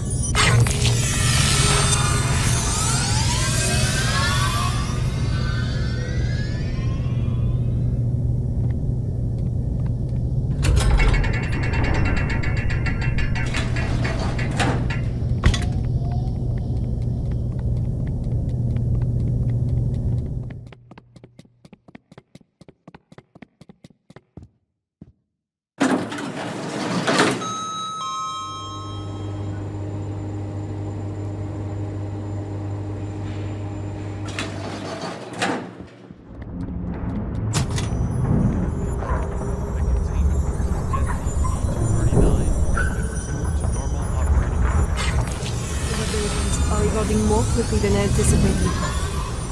The commissioning of the experimental site must be completed at once. The formal presentation is next week. I'll see to it, Director.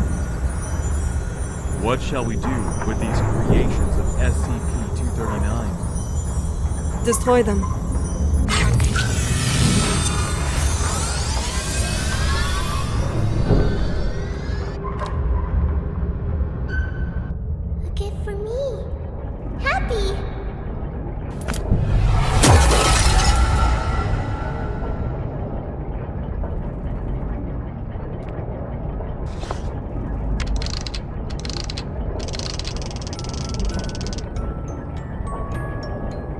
Hey, you there? D6744 calling Bird's Nest. D6744 calling Bird's Nest. What the hell are these guys up to? Director Tattoo. The experimental site has been fully prepared. The report may begin at any time. Excellent. If today's experiment goes smoothly, I will have full control over which plan. Go. Check again to be sure that everything is in place. There can be no omissions. At once, Director.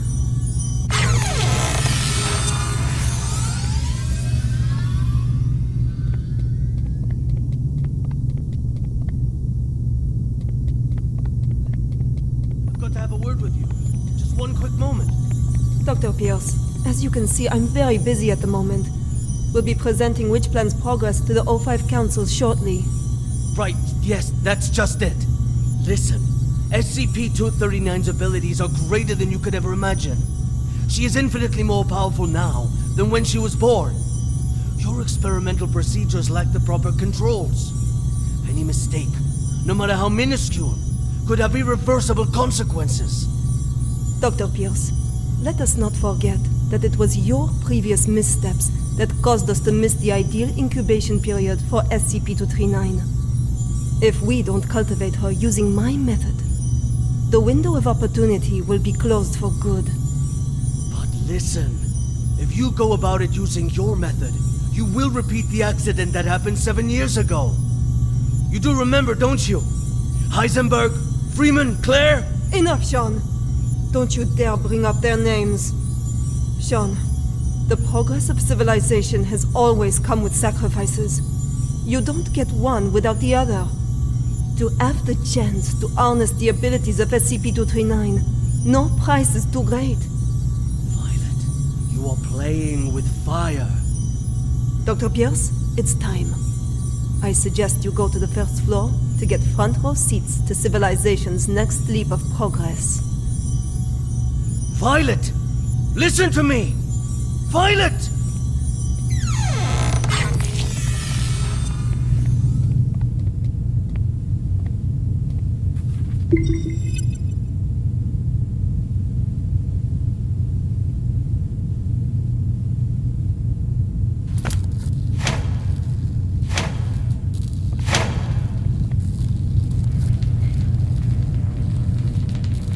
am Violetta 2, and this is the meter test part 1. SCP-239, do you remember our friend here? The little robin with the pretty feathers? Can you make it come out and play with us?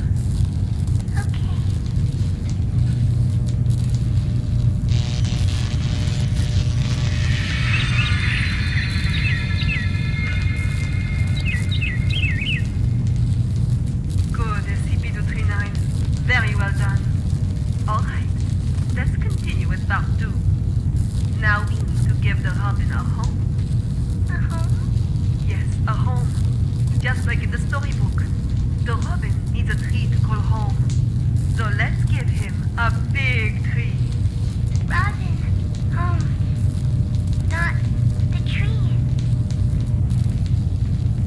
SCP-239, you just need to listen and follow my orders. Come on now. Let's give our good friend the robin a big tree. Home. Not tree. SCP-239, I need you to follow orders and make a tree. SCP-239, if you don't follow orders, there will be no more nice things for you. No toys, no storybooks, no pretty decorations. Back to that cold, ugly room. You don't want that, do you?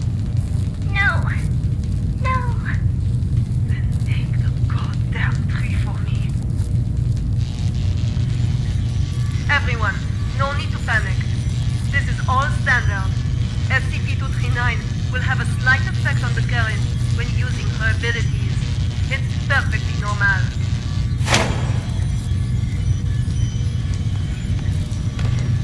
Very well done, SCP-239. Good. Perfect. As you can well see, under my guidance, SCP-239's abilities grow more and more powerful each day. Over time, we will expand the experimental content, and we will see even more advancements. SCP-239, you can stop now. That's enough.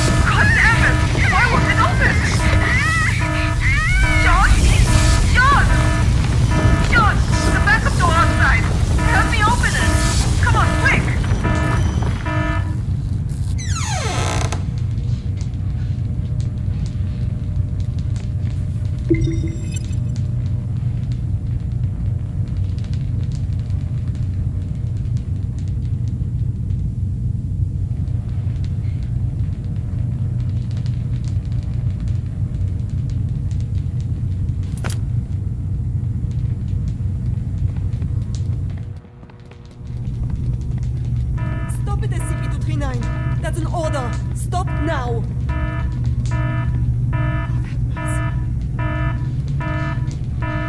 God damn it! Why won't it open? Sean? Sean! Sean! The backup door outside! Help me open it! Come on, quick! Violet, I told you you were playing with fire. Cut the bullshit and let me out. She's lost her mind. What are you doing? Open it! Open the damn thing! No, Violet. I can't. What? What do you mean? SCP-239 is out of control. Why would I open the gate? What the fuck are you saying? Open it! You're right, Violet. Victory comes to those who fight, and to those who last. You're talking crazy, Sean. This is not that. Open the fucking thing! An accident of this magnitude! It's just what I need to prove myself. Sean! Sean, don't think like that! We can work together! We'll do it your way! Your rules, your method! Whatever you want! Or we'll do... I know! I'll quit! I'll resign! Which plan is all yours? I will use these learnings to improve the plan and equipment. I've never been so certain of success. No, No, Sean. Let's not think like that. Let's talk things through. You have proven invaluable, Violet. You will not die in vain. No, Sean, no. No, you fucking Sean. I quit. Sean, you should...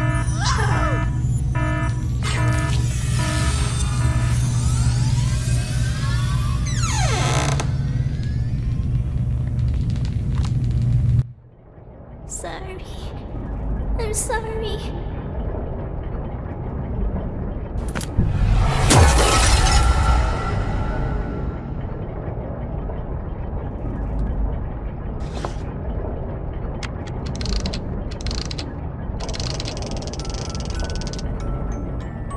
D6744. The energy output is getting out of hand. How much longer? So this is the witch plan, huh? Are we anything more than tools to you? It's not about that. This is about saving the world. Either you fix this, or we're all screwed. That's what I'm doing. Then move your ass and do it already. Yeah, suck my nuts. Quitting the Foundation was the best damn decision of my life.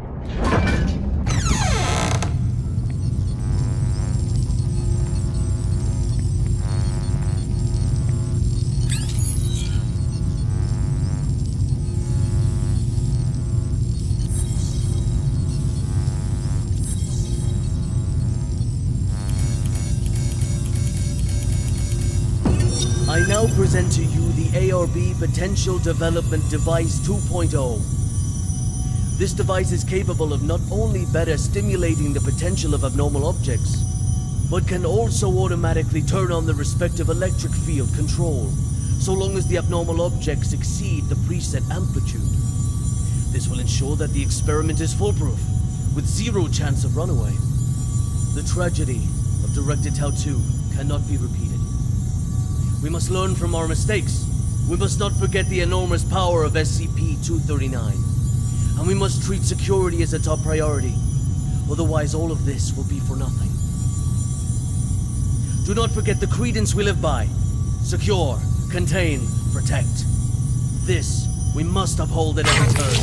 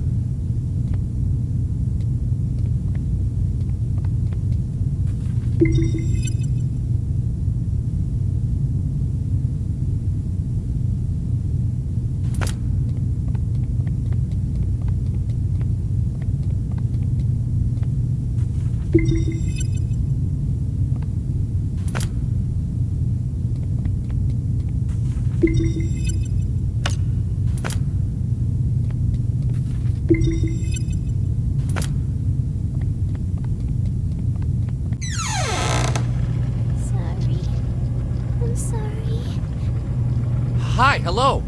It's okay. I just want to talk. No. Stay away. What happened?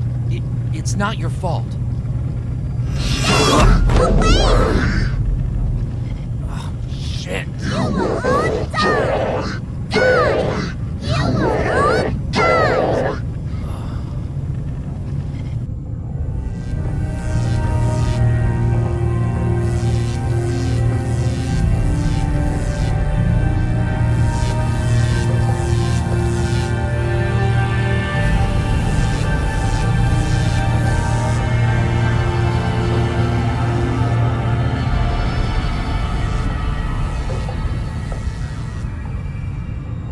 I am Dr. Sean Pierce.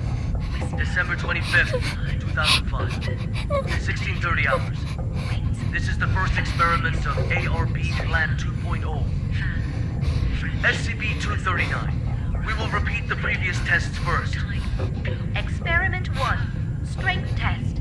Pass rate of 95%. Voltage strength 600 kilovolts. Power on. SCP-239. Crush the car in front of you. Anxiety. Close. Pain. Lost. Zeus. Brainstorm. Whisper. Activated. Wings. Fireplace. Resin. Aurora. Ladybug. Movie.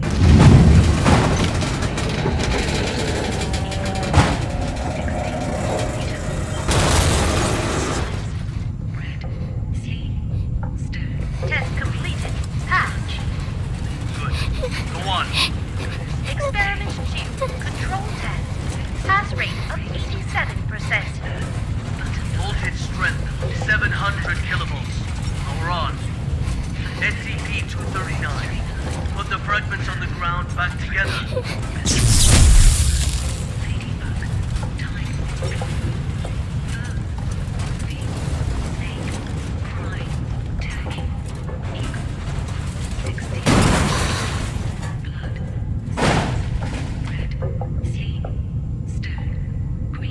Test completed. Pass. Anxiety. Close. We'll now begin the new test. Experiment 3. Creation test. Pass rate indeterminate. Activating. Voltage strength 800 kilovolts. Power on. SP-239. Reassemble this junk into a truck. A real, operational truck. Not some fancy replica. Activated. This is not what I want. Do it one more time. Amazing. Move on. Ladybug. Very well done. This experiment cannot be discarded halfway. Make it quickly. Just like what you did before. Don't relax yet. We are getting very close.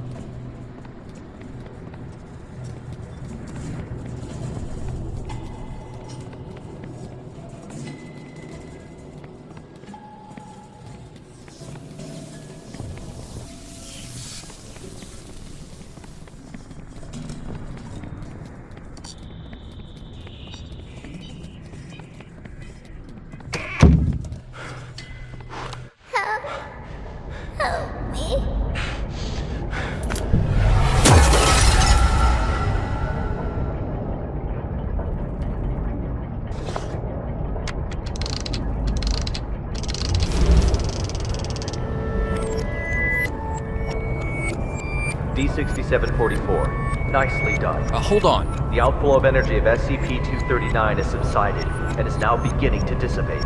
We have regained control. Just hold on. Again, a job well done. The synapse is now ready to be disconnected. Can you just hold the fuck on and listen for a damn change? What's the matter? The problem hasn't yet been solved. She's still lost deep in her mental anguish. That's not our concern. The crisis has been averted. Innumerable lives have been saved. Your mission is complete. My mission's not complete until she is stable. Compassion in times of desperation leads only to the destruction of yourself. 3 minutes. You owe me that much. For all this you owe me. I can enter her subconscious and fix this. 3 minutes. Very well. I'll disconnect the synapse in 3 minutes. If you're not back, then so be it. I will show no compassion.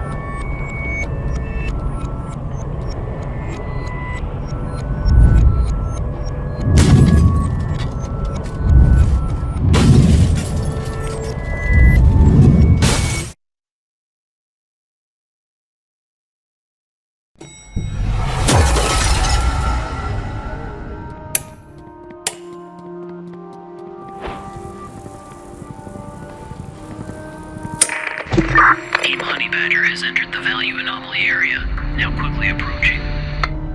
Good. Proceed.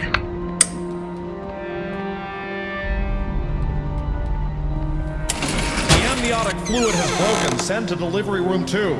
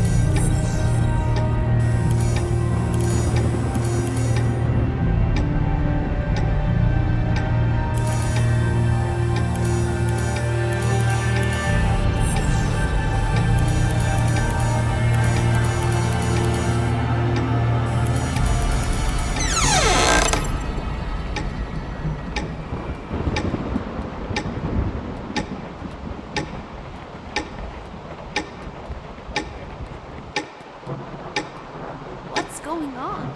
The needles on these readers are all over the place. I don't know, but my watch has stopped working too.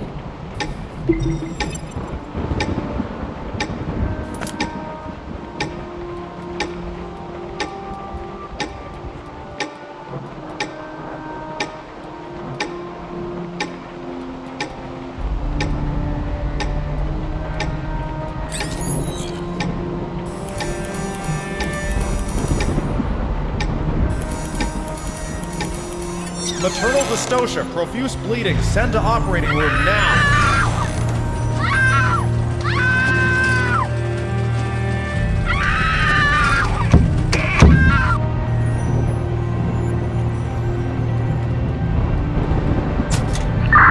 Value fluctuation increasing. Team Honey Badger approaching target.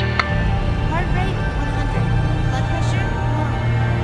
Hemostat, dogs. Target confirmed. Containment operations ready. Excellent. Operation Witch Hunt, commence.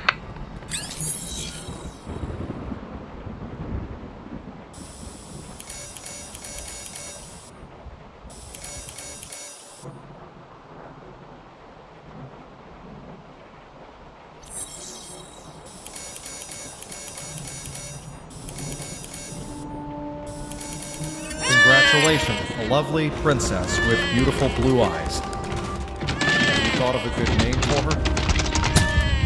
She is my little angel, Alan. Security. Target SCP-239 has been contained. SCP-239! SCP-239! SCP-239! SCP-239! SCP-239! That's an order! SCP-239! That's an order! SCP-239! Do as I say! No! SCP-239! Do as I say! Come on! Do it! Come on! Do it! No!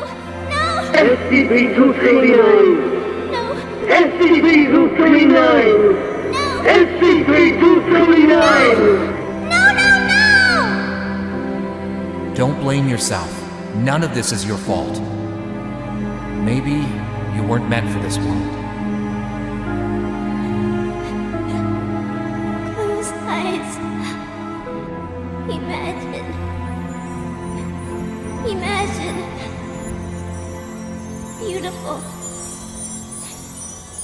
Images.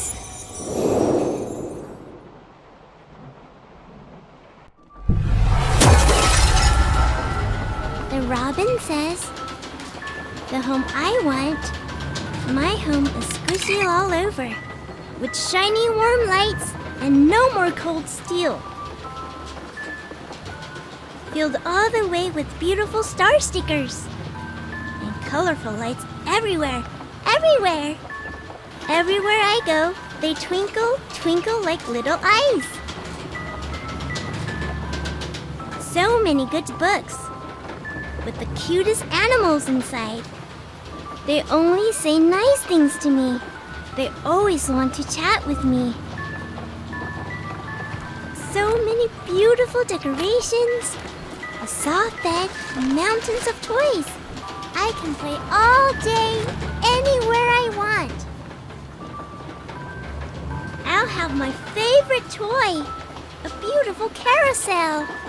I'll ride and ride, and it will take me anywhere.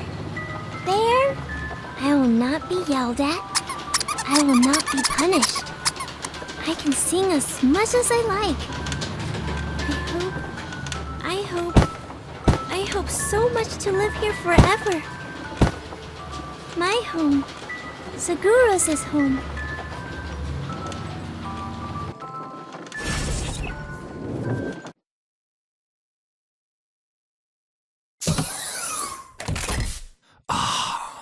Oh, my head. Take a deep breath. Just some minor side effects from the forced disconnection.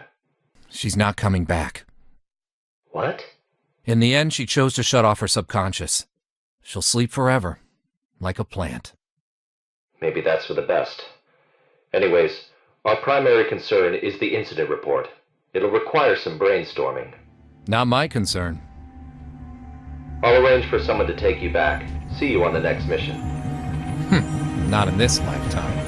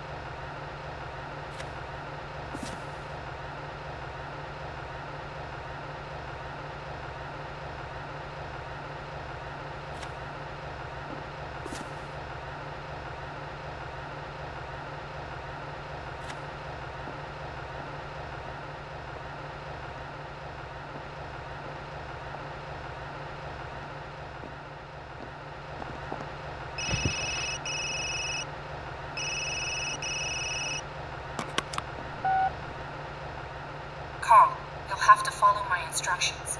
Do exactly as I say. There is an access card on the desk.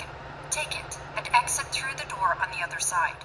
The passcode is 0426. Find room B426 and run the program on the computer.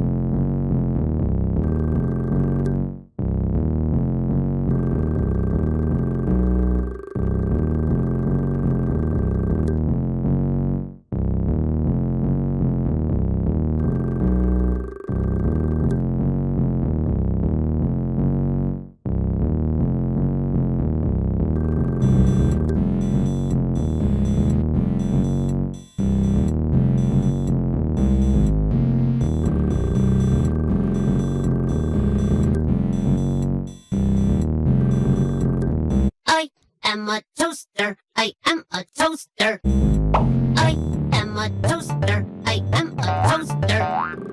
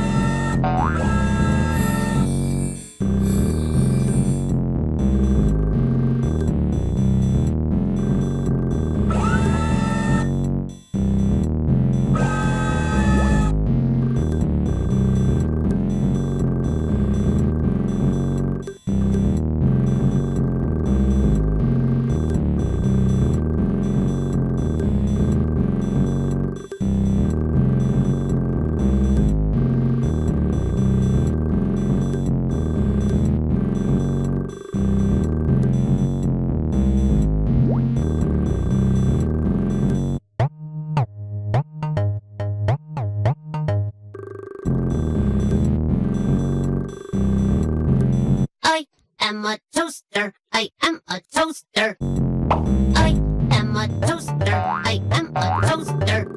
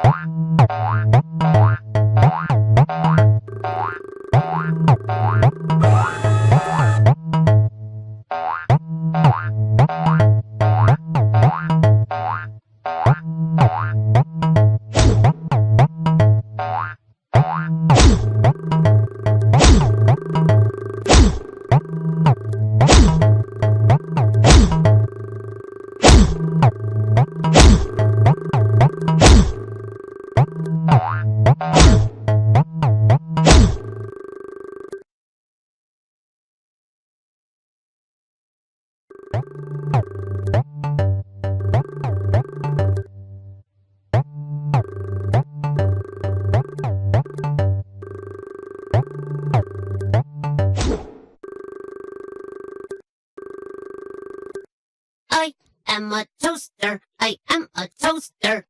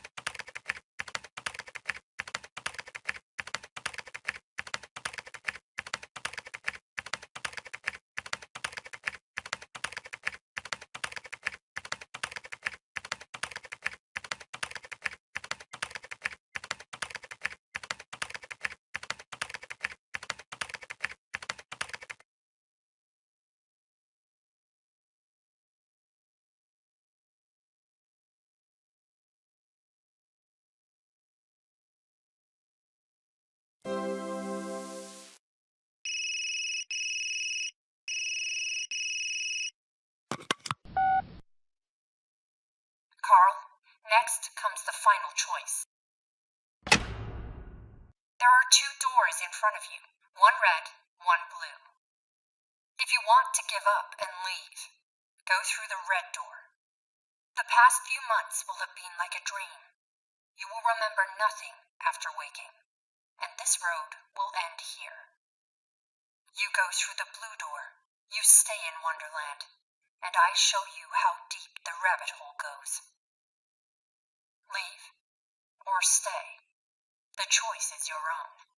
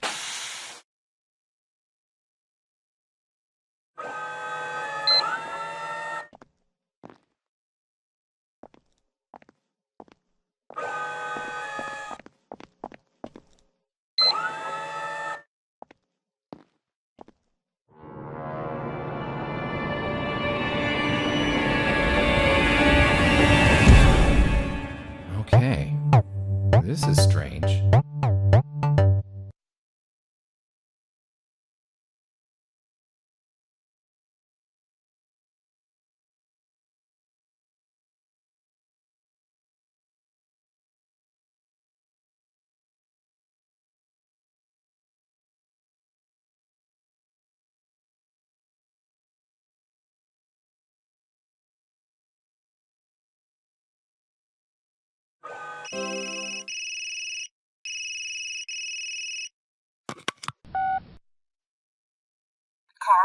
next comes the final choice. There are 2 doors in front of you, one red, one blue. If you want to give up and leave, go through the red door. The past few months will have been like a dream. You will remember nothing after waking, and this road will end here. You go through the blue door, you stay in Wonderland, and I show you how deep the rabbit hole goes. Leave, or stay. The choice is your own.